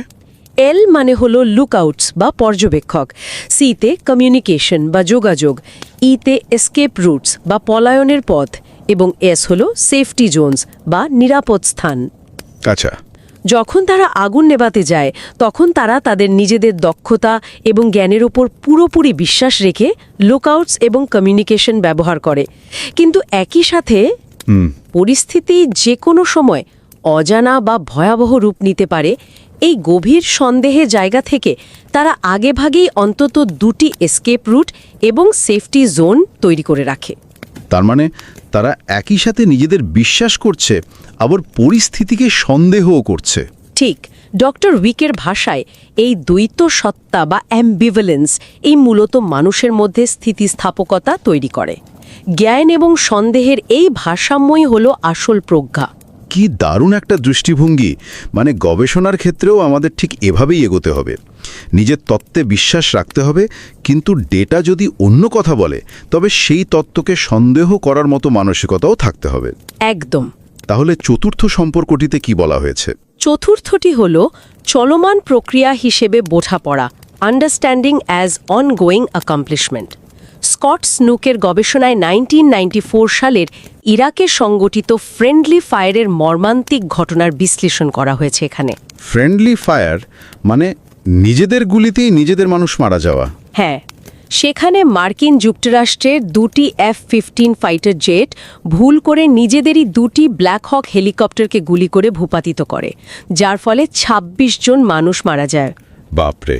স্নুক তার বিশ্লেষণে দেখিয়েছেন যে এটাকে যদি আমরা কেবল কয়েকজন পাইলটের ভুল সিদ্ধান্ত হিসেবে দেখি, তবে আমরা মূল সমস্যাটার ধারে কাছেও পৌঁছাতে পারব না। ঠিক, এত হাই প্রোফাইল মিশনে তো আর অদক্ষ কাউকে পাঠানো হয় না। তার মানে এখানে সেন্স মেকিংয়ের একটি পদ্ধতিগত ব্যর্থতা ছিল। একদম। এটি এমন কোনো ঘটনা নয় যেখানে খারাপ মানুষরা জেনে শুনে খারাপ সিদ্ধান্ত নিয়েছে, বরং এটি হলো প্রচণ্ড চাপের মুখে অত্যন্ত দক্ষ এবং ভালো মানুষরা একটি জটিল পরিস্থিতিকে বুঝতে গিয়ে পুরোপুরি ব্যর্থ হয়েছে। মানে অর্থ তৈরি করা বা বুঝতে পারাটা আমাদের মস্তিষ্কের ভেতরে থাকা কোনো সুইচ নয় যে অন বা অফ করে দিলাম। না, মোটেও না। এটি আমাদের চারপাশের পরিবেশ, পরিস্থিতি এবং মানুষের সাথে প্রতিনিয়ত মিথস্ক্রিয়ার একটি চলমান প্রক্রিয়া। পরিবেশের একটু পরিবর্তন হলেই আমাদের সেন্স মেকিংয়ের পুরো কাঠামো ধসে পড়তে পারে। আর ঠিক এই জায়গাতেই আজকের আলোচনাটি একটি নতুন মোড় নেয়। কারণ অতীতের অভিজ্ঞতা কিভাবে আমাদের বর্তমানের সিদ্ধান্তকে প্রভাবিত করে, সেই বোঝাপড়া থেকে বেরিয়ে এসে আমরা এখন দেখতে পাচ্ছি যে সেন্স মেকিং কেবল মস্তিষ্কের একক কোনো কাজ নয়। ডক্টর উইকের মনোগ্রাফে এই বিষয়ে 3টি নতুন গবেষণাপত্রের কথা বলা হয়েছে, যেগুলো আমাদের অবচেতন মন এবং শরীরের ভূমিকা নিয়ে কথা বলে। প্রথম গবেষণাপত্রটি ছিল গ্লিন এবং ওয়াটকিন্সের। তারা দেখিয়েছেন যে সেন্স মেকিং কেবল একটি প্রতিষ্ঠানের ভেতরে ঘটে না, বরং সেন্স মেকিং প্রক্রিয়াটি নিজেই প্রতিষ্ঠানকে রূপ দেয়। রাইট। কিন্তু দ্বিতীয় যে গবেষণাপত্রটি মিকেলসেন এবং অন্যান্যদের, সেটি অবচেতন প্রক্রিয়া এবং কগনিটিভ ডিসোনেন্স নিয়ে কথা বলে। নতুন গবেষকদের জন্য এই কগনিটিভ ডিসোনেন্স ব্যাপারটা যদি একটু সহজ করে বোঝানো যায়। খুব সহজ কথায়, কগনিটিভ ডিসোনেন্স হল মনের ভেতর তৈরি হওয়া এক ধরনের তীব্র অস্বস্তি বা দ্বন্দ্ব। যখন আপনি এমন কোনো পরিস্থিতির মুখোমুখি হন যা আপনার দীর্ঘদিনের বিশ্বাস বা ধারণার সম্পূর্ণ বিপরীত, তখন আপনার মন সেটা কিছুতেই মেনে নিতে চায় না। আচ্ছা। এই গবেষণাপত্রটিতে কার্ল উইকারের নিজের বিশ্লেষণ করা সেই বিখ্যাত ম্যান গালচ অগ্নিকাণ্ডের প্রসঙ্গটি টেনে আনা হয়েছে। সেই 1949 সালের ঘটনাটা? হ্যাঁ, মন্টানার ম্যান গালচে একটি ভয়াবহ দাবানল ঘটে। সেখানে দলের ফোরম্যান ওয়াগনার ডড যখন দেখলেন আগুন খুব দ্রুত তাদের দিকে ধেয়ে আসছে আর পালানোর কোনো পথ নেই, তখন তিনি বাঁচার জন্য নিজের চারপাশের ঘাসে আগুন লাগিয়ে একটি এসকেপ ফায়ার তৈরি করলেন। এসকেপ ফায়ার মানে তিনি একটা নিরাপদ বলয় তৈরি করতে চাইলেন পুড়িয়ে দেওয়া ঘাসের ওপর দাঁড়িয়ে। তিনি তার সেকেন্ড ইন কমান্ড বিল হেলম্যান এবং দলের অন্যান্যদের সেই নিরাপদ স্থানে আসতে বললেন। কিন্তু ফায়ার ফাইটারদের তো শেখানো হয় আগুন নেভাতে, নিজে আগুন লাগাতে নয়। ঠিক ধরেছেন। আর এখানেই ওই কগনিটিভ ডিসোনেন্স বা মানসিক দ্বন্দ্ব মারাত্মক রূপ নেয়। চরম আতঙ্ক এবং মানসিক চাপের মুখে হেলম্যান তার কমান্ডারের এই অদ্ভুত নির্দেশ বুঝতে পারলেন না। মানে তারা সেন্স মেক করতে পারল না। একদম। আগুন ধেয়ে আসছে আর তার কমান্ডার তাকে আগুনের ভেতরেই এসে দাঁড়াতে বলছেন। হেলম্যান চিৎকার করে উঠলেন, চুলায় যাক এসব, আমি এখান থেকে পালাচ্ছি। দলের ভেতর এই মতের অমিল, চরম ভীতি এবং অবচেতন স্তরের এই দ্বন্দ্ব এক মর্মান্তিক পরিণতি ডেকে আনে। কি হয়েছিল শেষ পর্যন্ত? 15 জনের সেই দলের 12 জনই ওই দিন আগুনে পুড়ে মারা যান।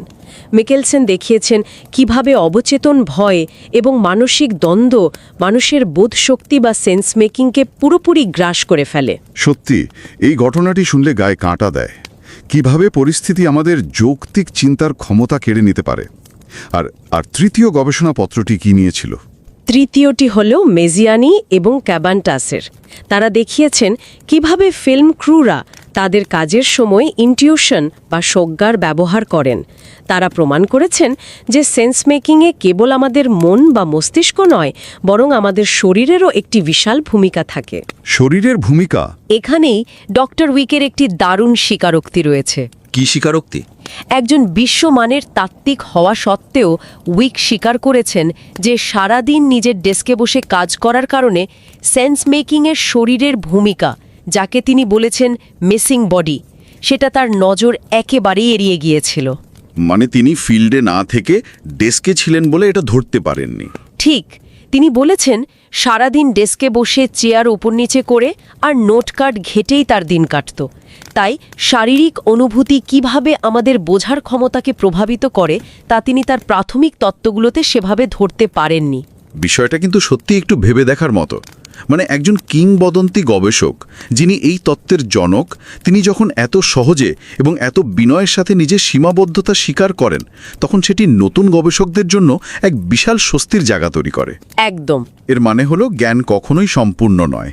এমনকি 50 বছর ধরে গবেষণা করার পরও সেখানে সবসময় নতুন কিছু যোগ করার সুযোগ থাকে।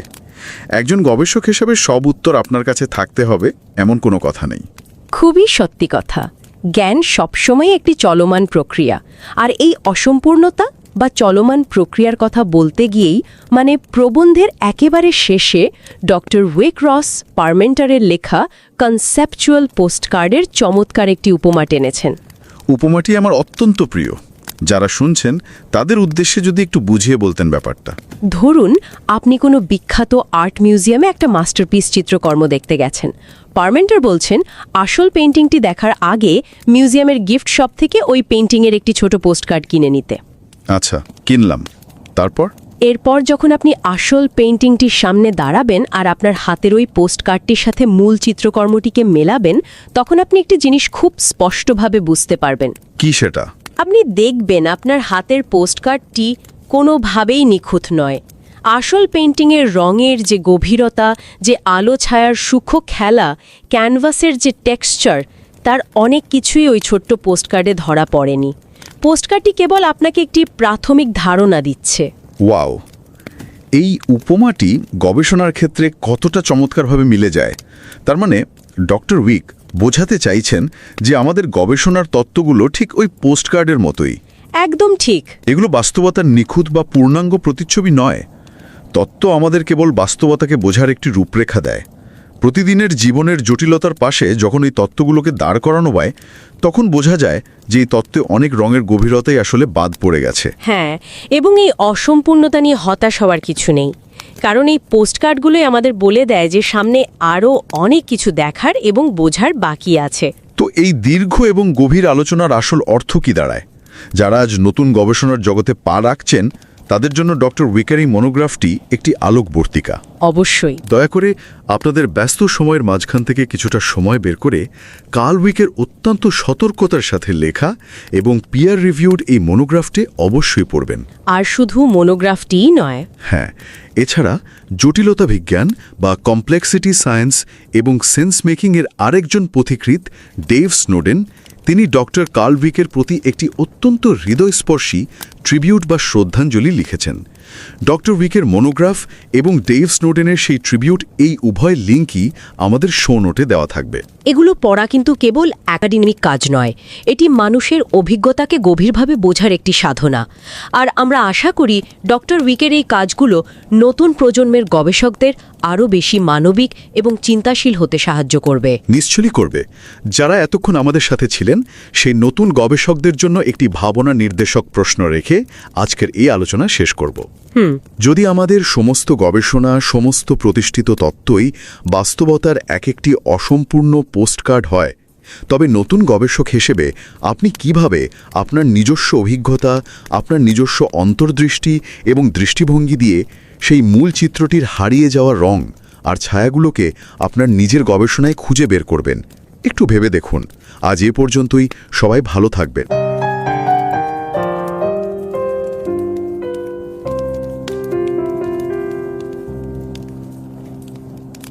नमस्कार और रिवाइज एंड रीसबमिट की वीकेंड क्लासिक्स एपिसोड में आपका स्वागत है। मैं हूं पावलो और मैं हूं निकिता। एक ऐसी खबर जिसे देते हुए आज दिल सच में बहुत भारी है। शोध और अकादमिक विश्व का ने अपना एक ऐसा मार्गदर्शक खो दिया है जिसकी भरपाई शायद कभी ना हो सके। हाँ, ये सच में एक बहुत ही दुखद खबर है। जिन्हें पूरी दुनिया उमर फादर ऑफ सेंस मेकिंग यानी अर्थ निर्माण का पिता कहती है, उन्हीं डॉक्टर कार्ल ई वाइक का हाल ही में 21 मई 2026 को 89 साल की उम्र में निधन हो गया है। हमारी उन्हें सच्ची और गहरी श्रद्धांजलि। बिल्कुल, उनका जाना एक युग का अंत है।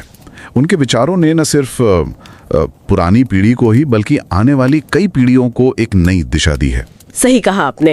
और इस विश्लेषण में आगे बढ़ने से पहले मैं एक अजीब लेकिन बहुत ही गहरे दृश्य का जिक्र करना चाहती हूँ। ये उनके ही एक लेख के अंत में बताया गया एक सपना था। एक विशाल ऑडिटोरियम का मंच है, उस मंच पर एक मेज रखी है जिस पर अनगिनत नए पैक किए हुए जादू के खेल रखे हैं। अच्छा। हमने बैठे दर्शकों के बीच उलट देता है। वाह, ये तो बड़ा अजीब सपना है। हाँ, और सबसे बड़ी बात, वो गुस्से में नहीं है। वो बस ये सोचकर मंच से चला जाता है कि अब इसे खुद समझो। और पीछे बैठे दर्शक हैरान रह जाते हैं और एक दूसरे से पूछते हैं कि आखिर ये सब क्या था। देखिए, ये जो सवाल है ना कि आखिर ये सब क्या था, यही वो एक सवाल है जो किसी भी अराजकता या अनिश्चितता का सामना करने पर इंसानी दिमाग में सबसे पहले उठता है। ये सेंस मेकिंग की पूरी प्रक्रिया का सबसे बुनियादी सवाल है और ये सपना खुद डॉक्टर वेक ने देखा था, जो नवंबर 2020 में प्रतिष्ठित जर्नल ऑफ मैनेजमेंट स्टडीज में प्रकाशित हुआ था। ये एक FT50 जर्नल है। हाँ, और ये लेख दरअसल उनके 1969 के महान काम the social psychology of organizing की 50वीं वर्षगांठ के उपलक्ष्य में लिखा गया था।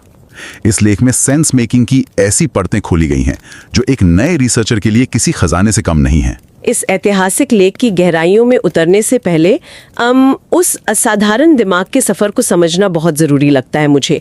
डॉक्टर वाइक का जन्म इंडियाना के वॉर्सो में हुआ था। 1958 में ओहायो के विटनबर्ग कॉलेज से अपनी BA की डिग्री पूरी करने के बाद वो ओहायो स्टेट यूनिवर्सिटी पहुंचे। बिल्कुल, और वहाँ का किस्सा बहुत ही दिलचस्प है। 1907 में हरोल्ड बी पेपिंस्की के निर्देशन में MA और फिर 1962 में डगलस पी क्रोन और मिल्टन जे रोजनबर्ग के तहत अपनी PhD पूरी की उन्होंने। पर सबसे हैरान करने वाली बात क्या थी पता है? क्या? मनोविज्ञान विभाग में उनकी सोचने की शैली इतनी अलग थी कि विश्वविद्यालय को विशेष रूप से उनके और उनकी सहपाठी जीनी प्लॉग के लिए एक बिल्कुल नया डिग्री प्रोग्राम ही बनाना पड़ा, जिसे उन्होंने ऑर्गेनाइजेशनल साइकोलॉजी नाम दिया। वाह, मतलब उन्होंने अपने सीखने के लिए पूरा ढांचा ही बदलवा दिया। ये अपने आप में ये बताता है कि वो स्थापित नियमों से कितना आगे सोचते थे। फिर 1962 से 65 तक पर्ड्यू यूनिवर्सिटी में असिस्टेंट प्रोफेसर के तौर पर उनका समय भी काफी शानदार रहा है ना। हाँ, पर्ड्यू पहुंचने के महज 6 महीने बाद ही उन्हें जॉन सी फ्लैनिगन का एक पत्र मिला था। उसमें उन्हें अमेरिकन इंस्टीट्यूट्स फॉर रिसर्च की ओर से 1961-62 का best dissertation of the year award जीतने की बधाई दी गई थी। ये उनकी शुरुआती एक तरह से बड़ी पहचान थी। और इसके बाद तो जैसे उनकी यात्रा रुकने का नाम ही नहीं लेती। 1965 में वो मिनेसोटा यूनिवर्सिटी गए, जहां 68 में पूर्ण प्रोफेसर बने। फिर 72 में कॉर्नेल यूनिवर्सिटी के बिजनेस स्कूल पहुंचे और 77 में उन्हें निकोलस H नोइस प्रोफेसर का खिताब मिला। सिर्फ यही नहीं, 1977 से 85 तक वो एडमिनिस्ट्रेटिव साइंस क्वार्टरली यानी ASQ के संपादक भी रहे। फिर टेक्सास यूनिवर्सिटी ऑस्टिन में सेंटेनियल चेयर संभाली और अंततः 1988 में वो यूनिवर्सिटी ऑफ मिशिगन चले गए। वहां वो Rensis Likert distinguished university professor रहे। ये सिर्फ पदों की सूची नहीं लगती मुझे, ये एक ऐसे इंसान की यात्रा है जिसने इनैक्टमेंट या लूज कपलिंग और माइंडफुलनेस जैसी अवधारणाओं से पूरी ऑर्गेनाइजेशनल थियोरी को ही बदल कर रख दिया। वो संगठनों को ईंट पत्थर की इमारतों के रूप में नहीं देखते थे। बिल्कुल नहीं। उनका मानना था कि लोग जटिल प्रणालियों में अपने कामों और व्याख्यानों के जरिए खुद उस वास्तविकता का निर्माण कर रहे होते हैं। और आज की इस चर्चा का मुख्य लक्ष्य भी यही है कि डॉक्टर वाइक के इस जटिल परंतु बेहद खूबसूरत शोध को किसी भी नए रिसर्चर के लिए असुलभ और स्पष्ट बनाया जाए। तो चलिए इस यात्रा की शुरुआत करते हैं। लेख में दार्शनिक जड़ों की ओर इशारा किया गया है, विशेषकर शेक्सपियर और विलियम जेम्स की तरफ। जीवन और शोध यात्रा की समझ कहां से आती है, इसे इन विचारकों के माध्यम से कैसे समझाया गया है। देखिए, इन विचारकों का जिक्र इसलिए किया गया है ताकि हम समझ सकें कि इंसान अनुभव और समझ के बीच के फासले को आखिर पारता कैसे है। शेक्सपियर के नाटक अ मिडसमर नाइट्स ड्रीम का एक बहुत ही सटीक उदाहरण है इसमें। अच्छा, वो कवि वाली बात। हाँ, वही। नाटक में बताया गया है कि कैसे एक कवि की आंखें शून्यता को, यानी एक एरी नथिंग को, एक आकार और एक नाम देती हैं। सेंस मेकिंग का मूल यही तो है। हमारे आसपास घटनाओं का एक लगातार अराजक प्रवाह चल रहा है। उस प्रवाह को रोककर उसे एक नाम देना, एक ढांचे में ढालना, यही अर्थ निर्माण है। और विलियम जेम्स का दर्शन भी इसमें कुछ ऐसा ही जोड़ता है। जैसे अनुभव एक लगातार बहती हुई नदी की तरह है, लेकिन जैसे ही हम उस पर ध्यान केंद्रित करते हैं, हम उस बहते पानी को शब्दों, संज्ञाओं और विशेषणों के बर्तन में भर लेते हैं। अनुभव की वो तरलता वहाँ खत्म हो जाती है और वो एक स्थिर समझ बन जाती है। सही कहा। लेकिन इन सब में जिस एक विचार ने मुझे सबसे ज्यादा प्रभावित किया, वो सोरेन कीरकेगार्ड का दर्शन है। उन्होंने कहा था कि जीवन को आगे की ओर जिया जाता है, लेकिन इसे पीछे मुड़कर समझा जाता है। Life is lived forward but understood backward, है ना। ये सच में बहुत गहरा विचार है और इस पूरे शोध का एक बहुत बड़ा आधार भी लगता है।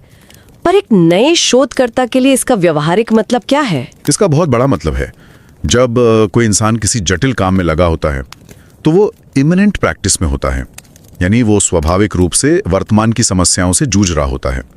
उस वक्त उसके पास रुककर सोचने का समय नहीं होता। हाँ, क्योंकि वो एक्शन के बीच में है। बिल्कुल। लेकिन असली समझ तब विकसित होती है जब हम डेलिब्रेट प्रैक्टिस करते हैं, यानी हम जानबूझकर रुकते हैं, पीछे मुड़ते हैं और जो कुछ हो चुका है उसका विश्लेषण करते हैं। इसे समझने के लिए मैं एक एनालॉजी साझा करना चाहूँगी।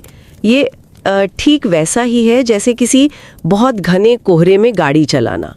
जब कोई कोहरे में गाड़ी चला रहा होता है तो सामने का रास्ता पूरी तरह धुंधला होता है ना? हाँ बिल्कुल, आगे कुछ साफ नहीं दिखता और हर अगला सेकंड अनिश्चित होता है। लेकिन जब उसी वक्त पीछे देखने वाले शीशे यानी रियर व्यू मिरर में देखा जाए तो जो सड़क पीछे छूट चुकी है वो एकदम साफ और स्पष्ट दिखाई देती है। ये जो पीछे मुड़कर समझना है ना, वो वही रियर व्यू मिरर है। वाह, क्या सटीक एनालॉजी दी है आपने। कोहरा और rear view mirror. Sense making वही रियर व्यू मिरर है। लेकिन अब यहाँ से एक नया सवाल उठता है। अगर हम चीज़ों को सिर्फ पीछे मुड़कर ही समझ पाते हैं तो ये जो समझ बनती है वो हमारे आने वाले अनुभवों को कैसे आकार देती है? इसी सवाल के जवाब में डॉक्टर विकी ने समझ और अनुभव के बीच 4 बेहद महत्वपूर्ण रिश्तों को समझाया है। अगर पहले रिश्ते की बात करें तो वो है स्वयं सिद्ध होने वाली भविष्यवाणी, यानी सेल्फ वैलिडेटिंग प्रोफेसी। स्वयं सिद्ध होने वाली भविष्यवाणी, इसे थोड़ा आसान भाषा में कैसे समझेंगे हम? देखिए, ये सिर्फ सोचने भर की बात नहीं है। ये इस बारे में है कि कैसे एक इंसान की समझ एक भौतिक सच्चाई को जन्म दे सकती है। लेख में विल्किंसन के इंटेंसिव केयर यूनिट यानी आईसीयू के अध्ययन का बहुत ही सशक्त उदाहरण दिया गया है। हाँ, उस उदाहरण में बताया गया है कि जब डॉक्टर किसी बेहद समय पूर्व जन्मे शिशु को देखते हैं और अपने अनुभव के आधार पर ये अर्थ निकालते हैं कि इस बच्चे के बचने की संभावना लगभग 0 है, तो वो जीवन रक्षक प्रणाली यानी लाइफ सपोर्ट हटा लेते हैं। और फिर नतीजा क्या होता है? बच्चा सच में जीवित नहीं बचता। यहाँ जो बात सबसे ध्यान देने वाली है वो ये कि भविष्यवाणी ही उस नतीजे का कारण बन गई। डॉक्टर ने सिर्फ स्थिति का आकलन नहीं किया, बल्कि एक ऐसा कदम उठाया जिसने उस भविष्यवाणी को सच साबित कर दिया। पर मुझे यहाँ एक उलझन है।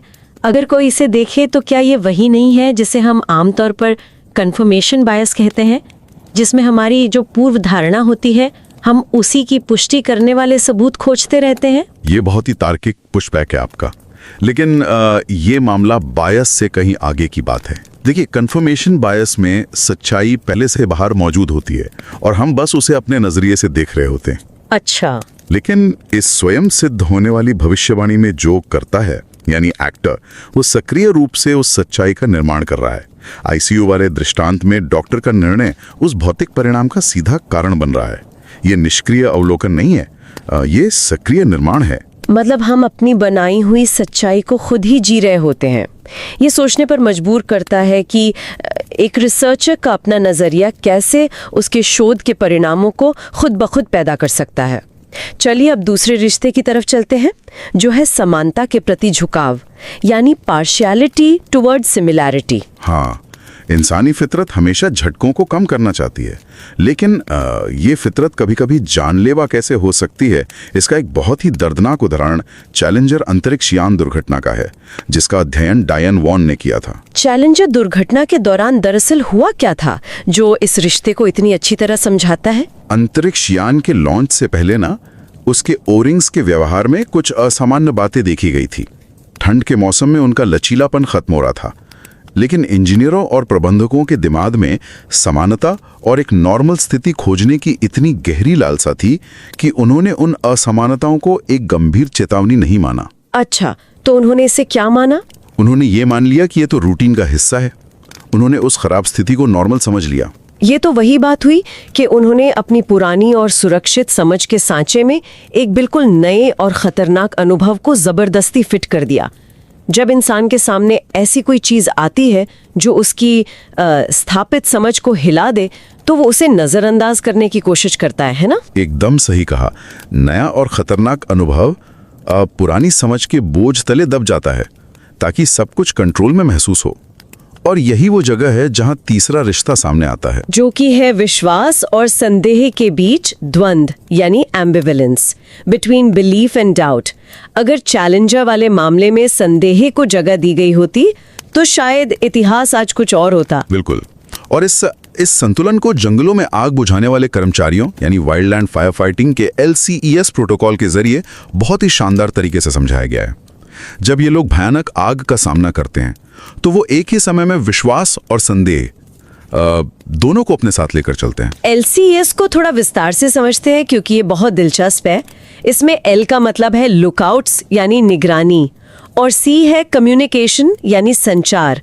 ये उनके विश्वास का प्रतीक है ना? मतलब वो मानते हैं कि उन्हें पता है आग कहाँ है और वो आपस में बात कर सकते हैं। सही पकड़ा है। लेकिन वो अपनी इस समझ पर पूरी तरह अंधविश्वास नहीं करते।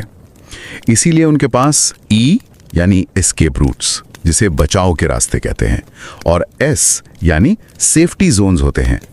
ये उनके संदेह का प्रतीक है, यानी उन्हें पता है कि वो गलत भी हो सकते हैं। हाँ, डॉक्टर वेक ये स्थापित करते हैं कि सच्ची समझदारी या विजडम इस बात को मानने में बिल्कुल नहीं है कि हमें सब कुछ पता है। सच्ची समझदारी इस संतुलन में है कि हम अपने डेटा और अनुभव पर विश्वास करें, लेकिन साथ ही ये भी स्वीकार करें कि कुछ ऐसा भी हो सकता है जो हमारी समझ से बाहर हो। एक नए शोध करने वाले के लिए तो ये जैसे एक अचूक मंत्र है, अपने निष्कर्षों पर विश्वास करना, लेकिन हमेशा उनके गलत होने की संभावना के लिए एक बचाव का रास्ता खुला रखना। अब आते हैं समझ और अनुभव के बीच के चौथे और आखिरी रिश्ते पर, जो है समझ एक निरंतर प्रक्रिया के रूप में, यानी अंडरस्टैंडिंग एज ऑनगोइंग अकम्प्लिशमेंट। ये बहुत जरूरी है। समझ कोई ऐसी मंजिल नहीं है जहां पहुंचकर इंसान रुक जाए। यहां 1994 में इराक के ऊपर हुए उस फ्रेंडली फायर हादसे का जिक्र है, जिस पर स्कॉट स्नूक ने अपनी गहरी स्टडी की थी। वो फ्रेंडली फायर की घटना सच में अर्थ निर्माण की नाजुकता का सबसे खौफनाक उदाहरण है। उसमें अमेरिकी F-15 पायलट्स ने आसमान में उड़ रहे अपने ही 2 ब्लैक हॉक हेलीकॉप्टर्स को दुश्मन का हिंड हेलीकॉप्टर समझकर मार गिराया था। हाँ, और जब ऐसी घटनाएं होती हैं तो आमतौर पर दुनिया यही मानती है कि बुरे लोगों ने खराब फैसले लिए, लेकिन स्नूक की स्टडी और डॉक्टर वेक का विश्लेषण ये दिखाता है कि कॉकपिट में बैठे वो पायलट्स और रेडार वाले लोग बुरे नहीं थे। वो बहुत अच्छे और ट्रेन्ड लोग थे जो बस एक बेहद जटिल स्थिति को मेक सेंस करने के लिए संघर्ष कर रहे थे। उनके दिमाग ने एक बार जब ये अर्थ गढ़ लिया कि सामने दुश्मन है, तो उसके बाद आने वाली हर नई जानकारी को उन्होंने उसी दुश्मन वाले खांचे में फिट कर दिया है ना। समझ बनाने की वो जो लगातार चलने वाली प्रक्रिया थी वो जैसे रुक सी गई थी वहां। बिल्कुल, उन्होंने नई जानकारी के साथ अपनी समझ को अपडेट करना बंद कर दिया था और इसी वजह से डॉक्टर वेक इस बात पर बार बार जोर देते हैं कि समझ एक लगातार चलने वाली प्रक्रिया है। हर पल नई जानकारी के साथ उसे दोबारा बनाना पड़ता है। ये सभी चारों रिश्ते सच में बहुत आंखें खोलने वाले हैं। लेकिन इस लेख की एक और बड़ी बात यह है कि डॉक्टर वेक का काम यहीं आकर नहीं रुकता। उन्होंने सिर्फ अपनी पुरानी थ्योरी का जश्न नहीं मनाया, बल्कि 3 नए शोध पत्रों को भी शामिल किया। हाँ, ये देखना किसी भी नए रिसर्चर के लिए एक बढ़िया केस स्टडी है कि किसी पुराने सिद्धांत की बुनियाद पर नई इमारत आखिर खड़ी कैसे की जाती है। जो 3 पेपर उन्होंने चुने हैं वो सेंस मेकिंग के बिल्कुल नए आयाम खोलते हैं। चलिए उन पर बात करते हैं। पहला पेपर ग्लिन और वॉटकिस का है।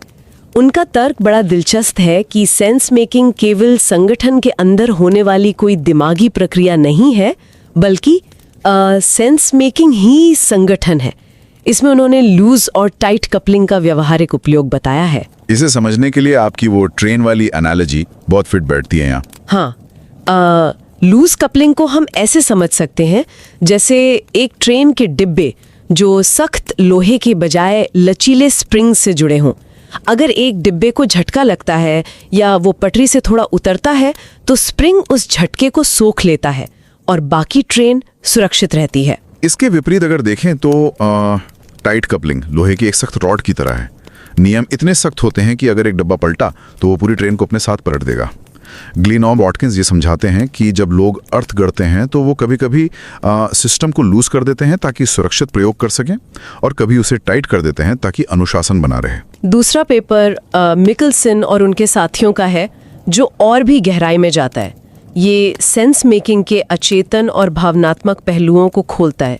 इसमें मैन गल्च की उस भयानक जंगल की आग त्रासदी का विश्लेषण है जो इंसानी दिमाग की ऐसी स्थिति को दिखाता है जब मौत बिल्कुल सामने खड़ी हो। ये 1949 की घटना है जब 13 फायर फाइटर्स एक खड़ी पहाड़ी पर भाग रहे थे और आग उनके पीछे तेजी से आ रही थी। तब उनके फोरमैन वैगनर डॉश ने बचने के लिए घास जलाकर एक एस्केप फायर बनाई थी। और उन्होंने अपने साथी बिल हेलमिन से कहा कि वो इस जली हुई राख के घेरे में आ जाएं जहां आग उन्हें नुकसान नहीं पहुंचा सकेगी। लेकिन हेलमिन और बाकी लोगों ने वहां आने से मना कर दिया और बस भागते रहे, जिसके नतीजे में वो मारे गए। एक बड़ा सवाल उठता है कि कोई इंसान मौत से बचने के एक इतने स्पष्ट रास्ते को क्यों ठुकरा देगा। यहीं पर कॉग्निटिव डिसोनेंस और अत्यधिक घबराहट यानी एंजाइटी का तंत्र काम करता है। जब इंसान के सामने कोई ऐसा संकट आता है जो उसकी बर्दाश्त के बाहर हो तो उसका चेतन दिमाग काम करना ही बंद कर देता है। वाह, मतलब डर के आगे दिमाग फेल हो जाता है। बिल्कुल, वो लोग इतने डरे हुए थे कि डॉच का घास जलाना उन्हें पागलपन लगा। अत्यधिक घबराहट में लोग यथार्थ का सामना करने के बजाय अचेतन कल्पनाओं यानी फैंटेसी में पीछे हट जाते हैं। उनका दिमाग ये मनगढ़ंत कहानी बना लेता है कि वो आग से तेज दौड़ सकते हैं, जो पल भर का सुकून तो देती है पर असल में जानलेवा साबित होती है। इस पेपर ने डर और भावना के पहलू को इसमें जोड़ा। ये वाकई बेहद डरावना लेकिन महत्वपूर्ण सच है। और जो तीसरा पेपर है मजियानी और कैवेंटुस का, वो एक बिल्कुल ही अनोखी दिशा में जाता है। उन्होंने शरीर और अंतर्ज्ञान यानी इंट्यूशन की भूमिका पर बात की है। फिल्म क्रू का उदाहरण देकर समझाया है कि काम करते समय हमेशा दिमाग ही अर्थ नहीं निकालता। फिल्म सेट पर जरा देखिए कि वहाँ कैमरे के पीछे खड़ा व्यक्ति अगर अचानक रोशनी कम होने का अनुभव करता है तो वो डायरेक्टर से पूछने या बैठकर लंबा विचार करने नहीं जाता। उसका हाथ अपने आप लेंस के अपर्चर को घुमा देता है। यानी दिमाग से बहुत पहले शरीर सिचुएशन को समझकर रिएक्ट कर देता है। पर यहाँ मुझे एक बहुत बड़ा विरोधाभास दिखता है। डॉक्टर वेक इतने महान विचारक थे, फिर उन्होंने अपने इतने लंबे करियर में शरीर के इस महत्व को अपनी थ्योरी में शामिल क्यों नहीं किया था पहले। इस लेख में डॉक्टर वेक की जो इस पर प्रतिक्रिया है ना, वो सच में उनके बड़प्पन की मिसाल है। वो बहुत स्पष्टता से स्वीकार करते हैं कि वो दिन भर एक डेस्क पर कुर्सी पर बैठकर सिर्फ अपने दिमाग के अंदर विचारों को बुनते रहते थे। एक बार तो किसी आर्काइविस्ट ने उन्हें ताना भी मारा था। अच्छा, क्या कहा था? उसने कहा था कि थियरिस्ट सिर्फ अपने दिमाग के अंदर काम करते हैं, उनके लिए शरीर का कोई मतलब नहीं है। और वेक ने इस बात को खुले दिल से माना कि एक डेस्क बाउंड थियरिस्ट होने के कारण वो कभी उस शारीरिक अंतर्ज्ञान को समझ ही नहीं पाए जो एक फिल्म क्रू वाला अनुभव करता है। एक महान विद्वान का अपनी ही आए थ्योरी की सीमाओं को ऐसे स्वीकार करना और नई पीढ़ी को उसे बेहतर बनाने का काम सौंपना एकेडमिक दुनिया की सबसे खूबसूरत बातों में से एक है। मुझे याद आ रहा है कि शुरुआत में जिस सपने का हमने जिक्र किया था, जहां वो जादू के सारे खेल दशकों के बीच उलटकर चले जाते हैं, वो सपना और कुछ नहीं बल्कि यही था। एकदम सही कहा। वो एक हैंडओवर था। वो आने वाली पीढ़ी के शोधार्थाओं से कह रहे थे कि अब मैंने जो नींव रखी है वो अंतिम सत्य नहीं है, अब ये तुम्हारी जिम्मेदारी है कि तुम इसमें नई चीजें जोड़ो। भी ज्यादा गूंजता है। जो ढांचा उन्होंने दिया वो अभी भी अधूरा है और इसे पूरा करने की जिम्मेदारी अब नए रिसर्चर्स पर है। इसलिए मेरा ये बहुत विनम्र अनुरोध है कि अगर एकेडमिक विश्व से जुड़े लोग इसे सुन रहे हैं तो चाहे वो इस चैनल को सब्सक्राइब करें या ना करें, लेकिन अपना थोड़ा समय निकालकर डॉक्टर वेक के इस बेहतरीन और पीयर रिव्यूड मोनोग्राफ लेख को जरूर पढ़ें। और उसके साथ ही सेंस मेकिंग और कॉम्प्लेक्सिटी साइंस के एक और दिग्गज डेव स्नोडन ने भी डॉक्टर वेक के निधन पर एक बेहद भावुक श्रद्धांजलि लेख लिखा है, जिसे पढ़ना भी बेहद जरूरी है। हाँ, इन दोनों ही महत्वपूर्ण दस्तावेजों के लिंक शो नोट्स में उपलब्ध करा दिए गए हैं। अंत में इस पूरी चर्चा को एक बहुत ही प्रभावशाली एनालॉजी के साथ समेटा जा सकता है, जिसका जिक्र डॉक्टर वेक ने लेख के बिल्कुल अंत में किया है। रॉस पार्मेंटर की किताब द अवेकेंड आई का उदाहरण। हाँ, उसमें वो बताते हैं कि जब कोई म्यूजियम में किसी महान पेंटिंग को देखने जाता है तो अक्सर बाहर गिफ्ट शॉप से उस पेंटिंग का एक छोटा सा पोस्ट कार्ड खरीद लेता है, लेकिन जब उस पोस्ट कार्ड को असली पेंटिंग के सामने रख कर देखा जाता है तब एहसास होता है कि वो पोस्ट कार्ड आखिर कितना अपूर्ण है। सही बात है। उस पोस्ट कार्ड में असली पेंटिंग की गहराई, उसके असली रंग या उसके कैनवस की बनावट कुछ भी तो पूरी तरह से कैद नहीं हो पाता। और डॉक्टर वेक का आखिरी संदेश भी यही है कि हमारे सारे कॉन्सेप्ट्स, हमारी सारी एकेडमिक थियरीज असली जिंदगी के बस वही अधूरे पोस्ट कार्ड हैं। एकेडमिक दुनिया हमें कॉन्सेप्ट्स के पोस्ट कार्ड देती है, लेकिन असली जिंदगी की पेंटिंग हमेशा उससे कहीं अधिक जटिल, गहरी, गंदी और विस्तृत होती है। ये सच में एक ऐसा विचार है जो किसी भी शोध को देखने का पूरा नजरिया ही बदल सकता है। इसी खामोश और सुकून भरे एहसास के साथ आज के इस चर्चा को हम यहीं विराम देते हैं। लेकिन आने वाले हर नए शोध और विश्लेषण के लिए बस एक सवाल पीछे छूटना चाहिए। वो क्या? अगली बार जब भी किसी जटिल स्थिति या शोध के दौरान किसी नई चुनौती का सामना हो तो अपने आप से रुककर जरूर पूछें कि इस कॉन्सेप्ट वाले पोस्टकार्ड में असली जिंदगी की पेंटिंग का कौन सा महत्वपूर्ण हिस्सा छूट गया है।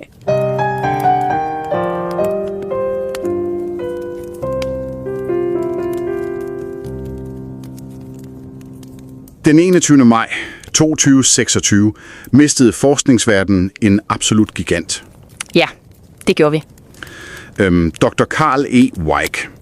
Manden, der i årtier lærte os, hvordan mennesker egentlig forsøger at finde mening i en grundlæggende ret kaotisk verden. Han gik bort i en alder af 74 år. 94, ja. Og for anden jer, der nogensinde har forsøgt at afkode, hvorfor organisationer træffer de beslutninger, de gør, så står han jo simpelthen som meningsskabelsens eller sensemakingens fader. Vores dybeste respekt og oprigtige kondolencer går naturligvis til hans nærmeste i denne tid. Lige præcis. Det er et uerstatteligt tab. Weick var jo ikke bare en teoretiker. Han var virkelig en observatør af hele den menneskelige tilstand. Helt sikkert. Og en af de mest, synes jeg, rammende måder at forstå hans tankegang på, det er faktisk gennem en tilbagevendende drøm. En drøm, han selv beskrev i den tekst, vi skal analysere her i dag. Ja, den drøm er fantastisk. Ikke også? Altså, i drømmen står han på en scene, og foran ham sidder et stort, forventningsfuldt publikum samlet til en eller anden fødselsdag. På scenen står der et bord fyldt med magiske tricks, tryllekunster. Så nogle små sæt i æsker. Præcis. De ligger alle sammen stablet, de er stadig forseglet i deres originale æsker med stram cellofan og det hele. Men problemet er, at Weick kun kender 2 af trickerne. Okay. Så han udfører de 2, han kender, de der klassiske forbundne metalringe og bolden, der bare på mystisk vis forsvinder. Klassiker. Ja, nemlig. Men derefter står han bare og stiger på resten af bordet. Og i stedet for at forsøge at bluffe sig igennem, så tager han simpelthen fat i selve duen og hælder bogstaveligt talt alle de der uåbnede tryllekunster, æsker og manualer direkte ned i hovedet på publikum. Wow. Ja, og derefter flygter han nærmest fra scenen. Han gør det simpelthen for at slippe væk, inden publikum indhenter ham og stiller det mest skræmmende spørgsmål af dem alle. Som er? Hvad handlede det overhovedet om? Ja. Man kan jo nærmest mærke den der snigende panik i lige netop det øjeblik. Altså følelsen af at blive bedt om at forklare noget, man slet ikke forstår endnu. Netop. Og til dig, der lytter med derude, der ser, hvis du måske lige nu står ved begyndelsen af din egen akademiske forskningsrejse, så kender du helt sikkert den følelse. Det gør de i hvert fald. Du kigger på et enormt, massivt bjerg af litteratur, metoder og data, og det hele føles bare som de her uåbnede æsker med tryllekunster. Så i dag der er vores mission ligesom at pakke nogle af de æsker op sammen med dig. Ja, det er en god måde at sige det på. Denne her samtale er bygget over en fuldstændig skelsættende monografi, der blev udgivet i november 2020. Det var i det prestigefyldte Journal of Management Studies. Som jo er et FT50-tidsskrift. Præcis, et FT50-tidsskrift. Og teksten blev publiceret for at markere 50-års jubilæet for Weicks virkelige mesterværk, altså The Social Psychology of Organizing. Mm-hmm. Men før vi overhovedet kan forstå selve mekanismerne i, hvordan vi skaber mening i det her kaos, så er vi nødt til lige at forstå manden, der formulerede dem. Helt enig. For Karl Weicks egen karrierevej var alt andet end en eller anden snurlig, forudsigelig rejse ved. Nej, tværtimod.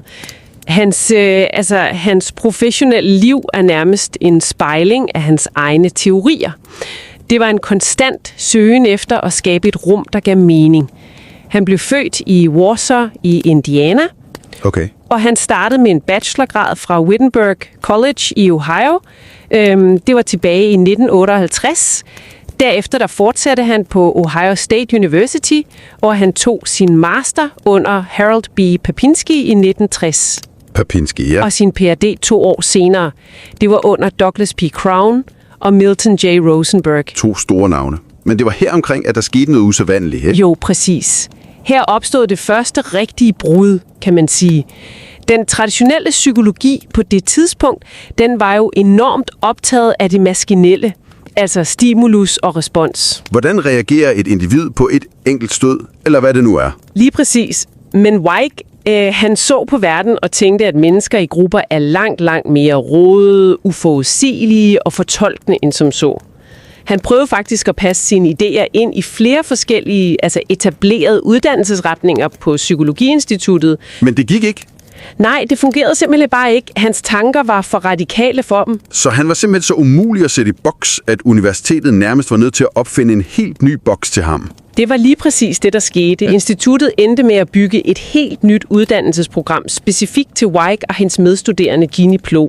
Okay, wow. Ja, og de kaldte det her nye program for organisationspsykologi. Så han skabte simpelthen rammerne for det felt, han endte med at dominere. University, hvor han, og det her er lidt sjovt, allerede et halvt år inde i ansættelsen modtog et brev fra John C. Flanagan. Fra American Institutes for Research. Nemlig. Han havde vundet prisen for årets bedste afhandling fra 1961 til 62. Det gav ham virkelig vind i sejlene. Det må man sige. Ja. Han rykkede videre til University of Minnesota i 65, hvor han hurtigt blev fuld professor i 1968. Det gik stærkt. Meget stærkt. Og i 1972 blev han så hentet til Cornell University, hvor han fik den fine titel Nicholas H. Noyes Professor of Organizational Behavior and Psychology. Og det var også i de år, han var redaktør, ikke sandt? Jo, han sad som redaktør for Administrative Science Quarterly fra 77 til 85. Det gav ham jo en enorm indflydelse på, hvordan hele feltet udviklede sig. Helt sikkert. Derefter tog han lige nogle år på University of Texas at Austin fra 84 til 88 som Harkins & Co. Centennial Chair, og så endelig fandt han sit akademiske hjem på University of Michigan i 88. som Rensis Lickard Distinguished University Professor. Præcis. Altså, grunden til, at den her rejse er vigtig for dig at kende som lytter og forsker, det er, at Weick brugte alt den her tid og alle de her store institutionelle platforme til systematisk at pille den klassiske organisationsteori fuldstændig fra hinanden. Ja. Han rev den nærmest ned. Før Weick, der betragtede man virksomheder og institutioner som fasttømrede maskiner. Altså man troede ærligt talt, de bestod af faste tandhjul og sådan nogle helt objektive strukturer. Ja, at man bare kunne trække et håndtag. Lige præcis. Men Weick, han kom ind og sagde, nej, organisationer eksisterer slet ikke på den måde. Prøv i stedet at tænke på dem som en gruppe jazzmusikere. Det er en god analogi. Ikke. Der er ingen forudbestemte noder. Der er kun mennesker, der lytter til hinanden, som fortolker hinandens små signaler, og gennem deres fælles handlinger skaber de simpelthen melodien midt i selve øjeblikket. Ja. Organisationen er noget, vi konstruerer løbende. Det er ikke en bygning, det er en handling. Det er en virkelig fremragende måde at indramme det, som var hans absolute kernebegreb. Det han på engelsk kaldt for enactment. Hvilket vil på dansk bedst oversættes som vedtagelse eller bare handling. Ja, altså handling, der skaber virkelighed. Enactment betyder dybest set, at vi ikke bare passivt reagerer på et miljø, der allerede eksisterer derude for vejen. Gennem vores handlinger er vi rent faktisk med til fysisk og mentalt at skabe præcis det miljø, vi derefter skal forsøge at overleve i. Det er lidt en mindbender. Ja, det er det. Og for at forklare det her utroligt indviklede kredsløb, trak Weick ikke bare på klassisk sociologi. Han kaldte faktisk sig selv for en generalist og en collagemejer. En collagemejer? Ja. Han brugte for eksempel filosofi og litteratur. Monografien fremhæver, hvordan han brugte Shakespeares A Midsummer Night's Dream til at forklare det. Okay, nu bliver det litterært. Ja, Shakespeare beskriver digterens øje, der ruller rundt i en slags vanvid og fanger et luftigt ingenting, en airy nothing, som man kalder det, og derefter giver digteren dette ingenting en form, en lokal bolig og et navn. Så Weick mener altså, bare for lige at oversætte det til forskningen, at vi forvandler det her fuldstændig flydende og uhåndgribelige kaos til noget konkret, vi kan forholde os til. Netop, han underbyggede også det her med den tidlige amerikanske psykolog William James' observationer. James, han beskrev spædbarnets allerførste møde med verden som en form for summen og brummen. Altså en ren ustruktureret erfaring. Bare støj. Bare støj. Men efterhånden, som vi vokser, begynder vi at sætte substantiver og adjektiver på den støj. Vi afgrænser verden med sproget. Så Weick opstillede simpelthen en helt specifik sekvens for, hvordan den her meningsskabelse, sensemaking, fungerer i praksis. Og hvad er den sekvens? Jo, først er der flux, altså den konstante, flydende forandring. Ud af det her kaos opstår der nogle små fornemmelser eller instinkter. Hunches kaldte han dem. Okay. Vi tager de fornemmelser og sætter ord på dem. Ordene former derefter vores handlinger, og her er det springende punkt. Vores handlinger kastes så tilbage ud i den oprindelige flux og ændrer den. Det er en konstant cyklus. Fuldstændig.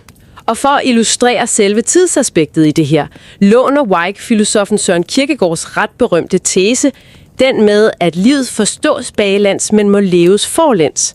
Vores meningsskabelse er nemlig altid retrospektiv. Men okay, vent lige lidt. Her er jeg simpelthen nødt til at stoppe dig. Okay. Hvis vi kun kan forstå verden bagudrettet, altså når begivenheden allerede er sket i bagspejlet, hvordan kan vi så overhovedet nogensinde træffe beslutninger i nuet? Ja. Hvis alt først giver mening efter det er sket, burde vi mennesker så ikke konstant bare fryse fast i total handlingslammelse og tvivl hver eneste gang, vi står over for et valg? Det er jo det helt store paradoks. Men Weick løser det faktisk ved at skelne meget skarpt mellem to former for meningsskabelse. Den immanente og den bevidste eller deliberate. Okay, forklar. Den immanente meningsskabelse er det fremadrettede flow. Her er vi fuldstændig opslugt af at håndtere situationen. Vi reagerer instinktivt og overlever baseret på vores vaner og muskelhukommelse. Som når man kører bil. Præcis. Eller tænk på det som, at du cykler gennem den tætte morgentrafik i København. Du sidder jo ikke og analyserer vindmodstanden eller vinklen på dine pedaler bevidst. Du handler bare immanent i strømmen for at undgå at vælte eller blive kørt ned. Du overlever bare. Du overlever. Men så sker der pludselig noget uventet. Kæden hopper af. Lige netop. Dit immanente flow bliver brat afbrudt. Og det er først i det her brud, at den bevidste, deliberative meningsskabelse træder i kraft. Du træder af cyklen, du kigger tilbage på de seneste 5 sekunder og spørger, hvad skete der lige her? Hvorfor røg kæden overhovedet af? Så vi handler immanent fremad for ikke at fryse fast, Men vi skaber bevidst mening bagudrettet, når vores vaner og rutiner pludselig kollapser. Fuldstændig. Ved du hvad? For dig, der arbejder med at analysere kvalitativ data derude, så er det her jo en helt afgørende indsigt. For du leder i virkeligheden efter de øjeblikke, hvor kæden hopper af for de mennesker eller de organisationer, du studerer. Lige nøjagtigt. For det er jo lige præcis der, i bruddet, at deres underliggende meningsskabelse bliver synlig for dig som forsker. Det er nemlig der, køllerne åbner sig. Og for at hjælpe os med at se det her sammenspil endnu tydeligere, så dissekerer Weick meningsskabelsen i 4 helt specifikke nuancer. Vi skal dykke ned i den nu. Lad os gøre det. Den første nuance handler om den selvbekræftende profeti. Self-validating prophecy. Den lyder potent. Det er den også. Den viser de direkte livsfarlige konsekvenser af enactment, altså at vi gennem vores handlinger skaber den virkelighed, vi på forhånd tror på. Monografien fremhæver her Wilkinsons virkelig hjerteskærende studie for intensivafdelinger, der behandler ekstremt for tidligt fødte spædbørn. Okay, det er et tungt emne. Det er meget tungt. På en ICU skal lægerne og sygeplejerskerne konstant vurdere det enkelte barns chancer for at overleve. Hvis lægeholdet på et tidspunkt kollektivt forudsiger, at et specifikt spædbarn simpelthen er for svagt og uundgåeligt vil dø, ja, så fører den meningsskabelse direkte til en meget konkret handling. De ændrer behandlingen. Præcis. De vælger at trække den mest yderste, aggressive livsforlængende behandling tilbage, for i stedet at skåne barnet for unødig smerte. Men fordi behandlingen trækkes tilbage, så dør barnet jo med næsten fuld sikkerhed. Så forudsigelsen om død, den gør rent faktisk døden til en absolut nødvendighed? Lige præcis. Lærerne skaber bogstaveligt talt den sandhed, de forudsag gennem deres handling, og derved får de bekræftet deres egen virkelighedsopfattelse og rutine næste gang, de står i situationen. Det er et ekstremt voldsomt eksempel, men det illustrerer jo fuldstændig klart mekanismen. Og tænk på det i forhold til din egen forskning, kære lytter. Hvis du forbereder et interview med en stærk forudindtagethed, lad os sige, du tror, personen er voldsomt frustreret over sin ledelse. Ja. Så vil du helt ubevidst begynde at stille ledende spørgsmål, og informanten vil reagere defensivt eller prøve at bekræfte dig.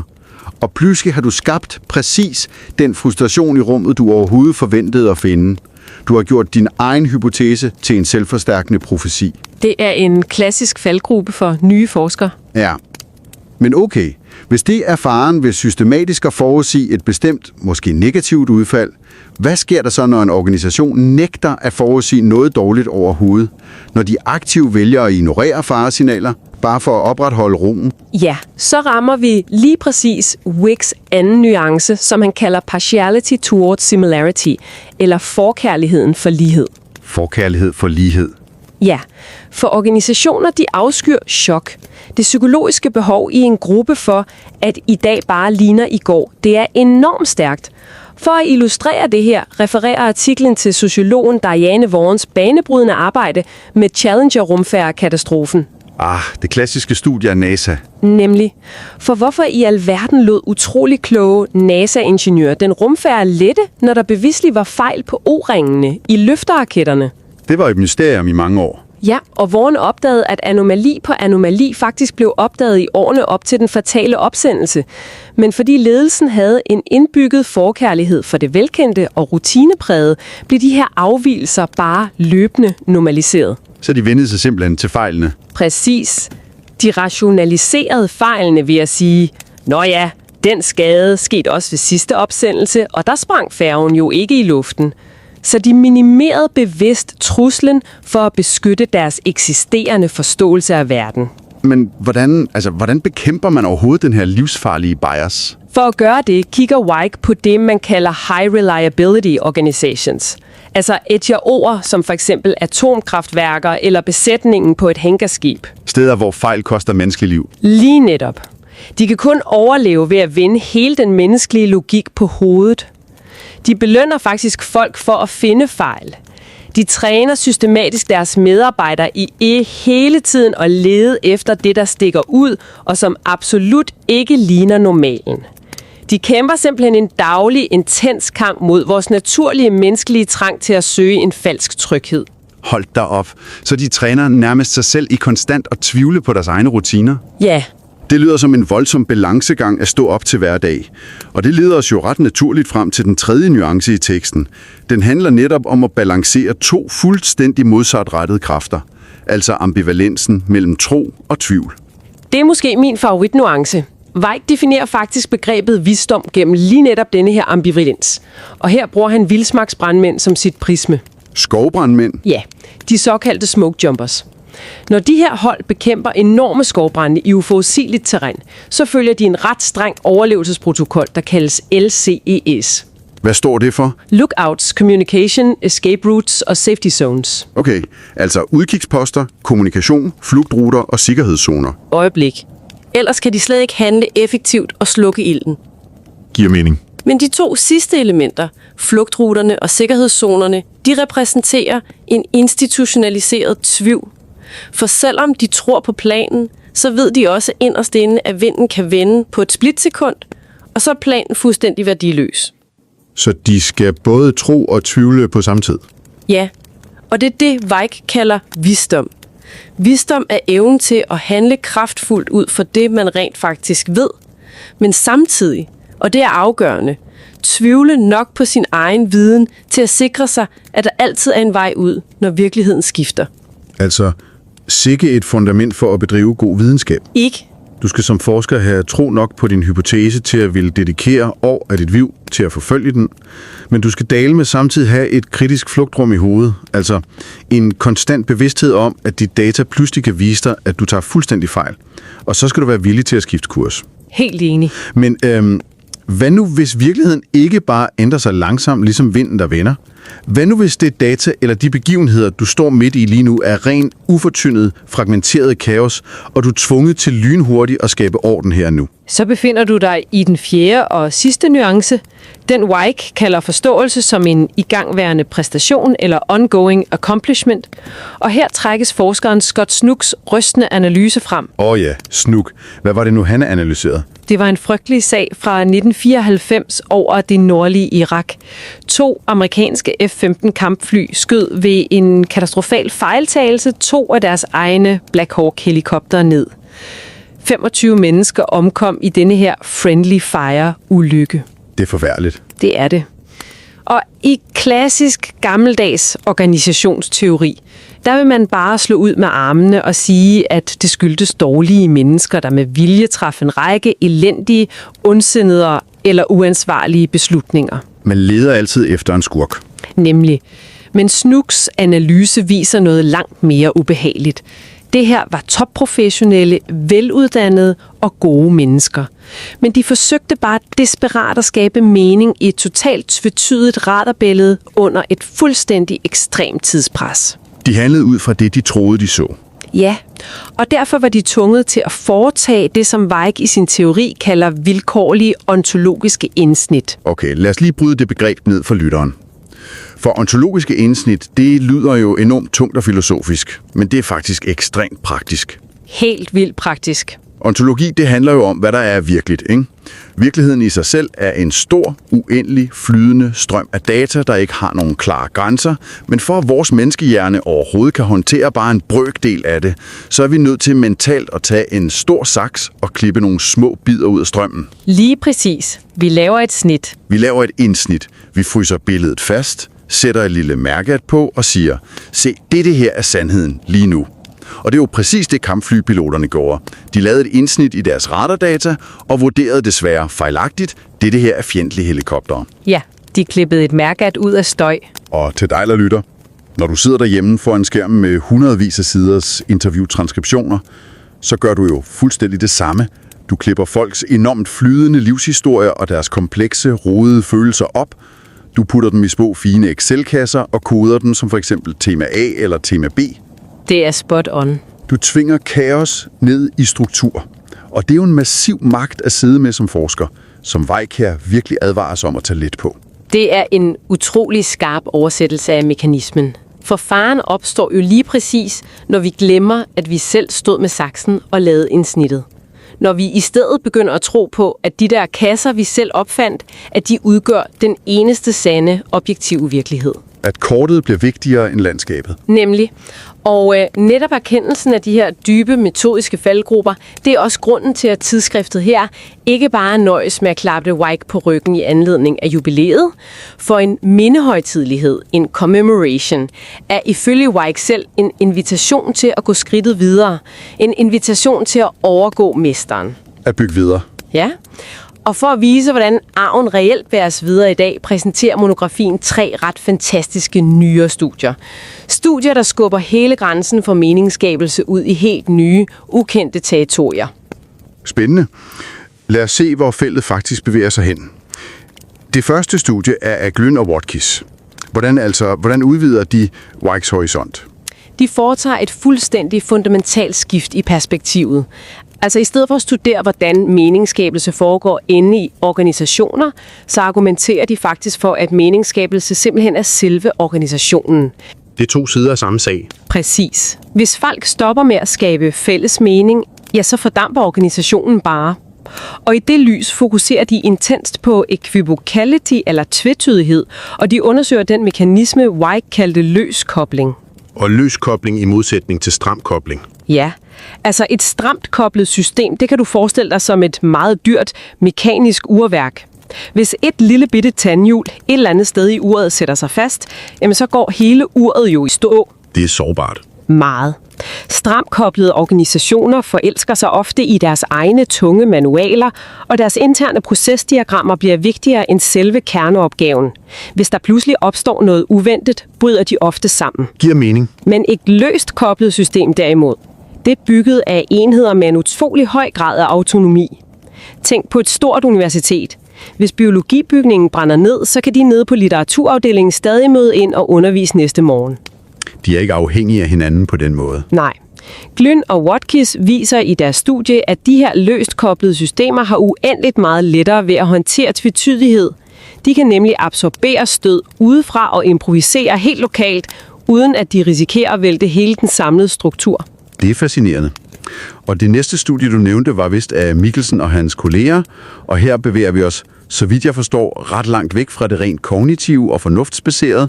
Vi dykker nærmere ned i det mørke, bankende hjerte af menneskelig interaktion. Ja, ned i det emotionelle og det ubevidste. Og det er en helt fantastisk vigtig tilføjelse til litteraturen, for traditionel sensemaking har ofte haft en slem tendens til at se mennesker som alt for rationelle, analyserende agenter, der bare skal løse et problem. Maskiner, nærmest. Ja, og det er vi jo ikke.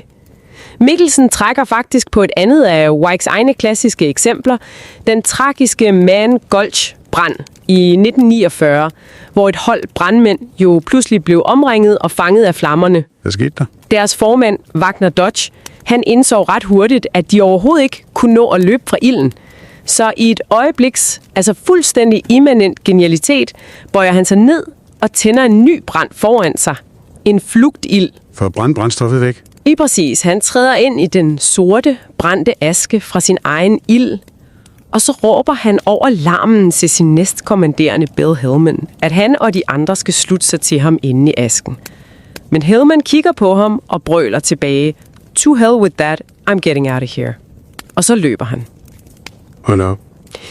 Og Mikkelsen analyserer det her og påpeger, at det jo ikke blot var en eller anden rolig kognitiv tvist om brandstrategi mellem 2 kolleger. Hellman og de andre unge mænd blev grebet af en fundamental dødsangst og rædsel. Og Dodges opførsel at tænde en ny brand midt i et inferno stred bare fuldstændig mod alle deres indlærte rutiner. Så de kunne simpelthen ikke skabe mening i det, formanden gjorde? Nej, og denne her observation, den overfører Mikkelsen så til moderne sundhedsvæsen. Han gør det for at vise, hvordan dissonansreduktion, altså håndtering af psykologisk ubehag, fungerer i praksis blandt sygeplejersker og læger. Hvordan fungerer den mekanisme rent psykologisk nede på et travlt hospital? Prøv at forestille dig en meget dedikeret sygeplejerske. Hun ser sig selv som et dybt omsorgsfuldt menneske. Men hendes afdeling er bare kronisk uhjælpeligt underbemandet. Hun kan umuligt give patienterne den pleje, hun inderst inde mener er nødvendig. Det må gøre ondt. Det gør det. Den kontrast skaber en fuldstændig ulidelig kognitiv dissonans.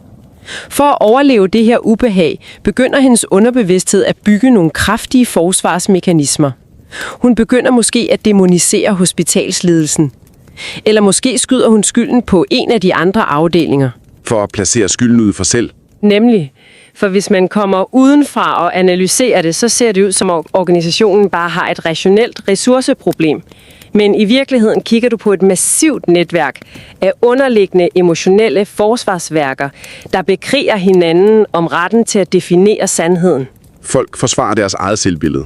Ja, de bekriger hinanden for at redde sig selv psykologisk. Det er godt nok en brutal, men altså virkelig en nødvendig linse at analysere moderne organisationer igennem. Især de pressede af slagsen. Meget. Men okay, det tredje og allersidste nye studie, som er af Messiani og Cabantus, de tager faktisk endnu et skridt væk fra det traditionelle akademiske skrivebord. For de har i deres undersøgelse studeret filmhold, der arbejder på et sæt, og de har observeret, at meningsskabelse jo langt fra kun er noget, vi går rundt og gør verbalt med ord. Nej, slet ikke. Det er i høj grad fysisk, det er ren intuition, og det er kropslige handlinger på et enormt kaotisk filmsæt, hvor fotograf, lysmand og instruktør instinktivt bare koordinerer deres bevægelser, nærmest uden at udveksle et eneste ord. Ja, flowet. Ja. Og i lyset af lige netop det studie om kroppen, der er jeg simpelthen bare nødt til at fremhæve Karl Weicks egen reaktion på det i teksten. Ja. For det viser jo en vidunderlig og nærmest lidt rørende intellektuel ydmyghed fra hans side, ikke? Jo, bestemt. Da Weick selv sidder og læser det her nye studie om den kropslige dimension, der erkender han meget åbent, at han da nok har overset kroppens betydning i sine egne teorier i årtier, og han leverer denne her helt vidunderlige selvindsigt, når han forklarer hvorfor. Hvad siger han? Han indrømmer ret tørt, at han jo typisk tilbringer hele sin egen arbejdsdag fuldstændig immobiliseret foran et stort skrivebord, mens hans allerstørste fysisk anstrengende aktivitet, den består i febrilsk at hæve og sænke sin kontorstol og indimellem magtløfte sin 3x5 tommer kartotekskort. Magtløfte, kartotekskort. Det er jo simpelthen en mesterlig påmindelse til dig som lytter. Du kan aldrig adskille den abstrakte teori fra det menneske, der sidder og opfinder den. Din egen fysiske kontekst, din trætte krop, dit rodet skrivebord, alt det der farver jo de der ontologiske indsnit, du foretager i din forskning. Præcis. Teori opstår aldrig i et rent vakuum. Der opstår altid midt i et levet liv. Lige netop. Nå, men for at vi kan binde en ordentlig sløjfe på det her enorme livsværk, så afslutter Weick jo selv artiklen med en utrolig smuk metafor, som han har lånt fra Ross Parmenter. Ja. Metaforen om det konceptuelle postkort. Fortæl. Prøv at forestille dig, at du skal ind på et stort museum for at se et utroligt berømt og uhyre komplekst maleri. Parmenter, han foreslår faktisk, at du først lige går ind i museumsbutikken og køber et af de der billige, trykte postkort af maleriet. Som souvenir? Nej, som et værktøj. For postkortet er jo fladt, det mangler helt tydeligt tekstur og nuancer, og farverne er som regel helt forkerte i forhold til originalen. Og her er pointen. Når du så går ind i selve udstillingssalen og stiller dig op foran det ægte maleri og holder postkortet op ved siden af, så sker der faktisk noget ret magisk. Okay. Netop på grund af postkortets åbenlyse uperfektheder og dets ekstreme forsimpling, så bliver du nemlig pludselig i stand til at se originalens utrolige dybde. Du lægger mærke til de vilde penselstrå og den kaotiske, levende tekstur meget, meget skarpere. Det er en utrolig fin analogi. Ikke? Og Weick siger dybest set til os, jeg har brugt de sidste 50 år på at tegne jer alle sammen et postkort. Wow. Mine begreber er uperfekte, de er til tider alt for flade, men brug dem alligevel.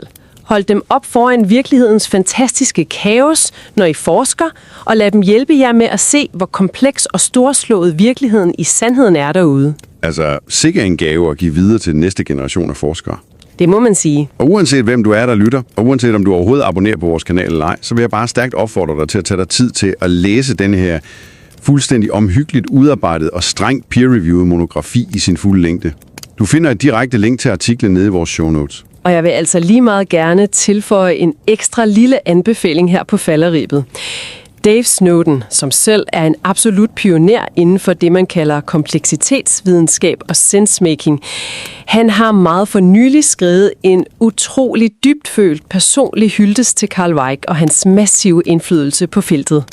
Den er meget varm, utrolig indsigtsfuld, og den er virkelig værd at bruge tid på. Og vi lægger naturligvis også et link til netop den hyldest i show notes. Selvfølgelig. Så mens vi langsomt lader Weiks uåbnede æsker med tryllekunster ligge spredt ud over scenegulvet, så vil vi gerne efterlade dig derude med en allersidste tanke. En lille provokation at tage med ind i din egen videre forskning. Ja, for hvis Karl Weick har ret i, hvilket han nok har, at organisationer, institutioner og hele vores grundlæggende forståelse af verden blot er store fælles historier, vi løbende konstruerer for at prøve at tæmme kaos. Hvad sker der så egentlig lige om lidt i fremtiden? Ja. Vi bevæger os lynhurtigt ind i en teknologisk tidsalder, hvor kunstig intelligens og sorte bokse af algoritmer i stigende og alarmerende grad håndterer de her massive mængder af fragmenterede data, som omgiver os. Maskinerne de er i høj grad allerede begyndt at foretage de ontologiske indsnit for os. Uden at vi opdager det. Lige præcis. AI klipper i kaoset for os, den kategoriserer det ned i små pæne kasser, og den beslutter helt suverænt, hvad der er ligegyldig støj, og hvad der udgør sandheden, og det sker længe inden vi mennesker overhovedet får lov til at se eller mærke informationen med vores egne øjne. Det er skræmmende.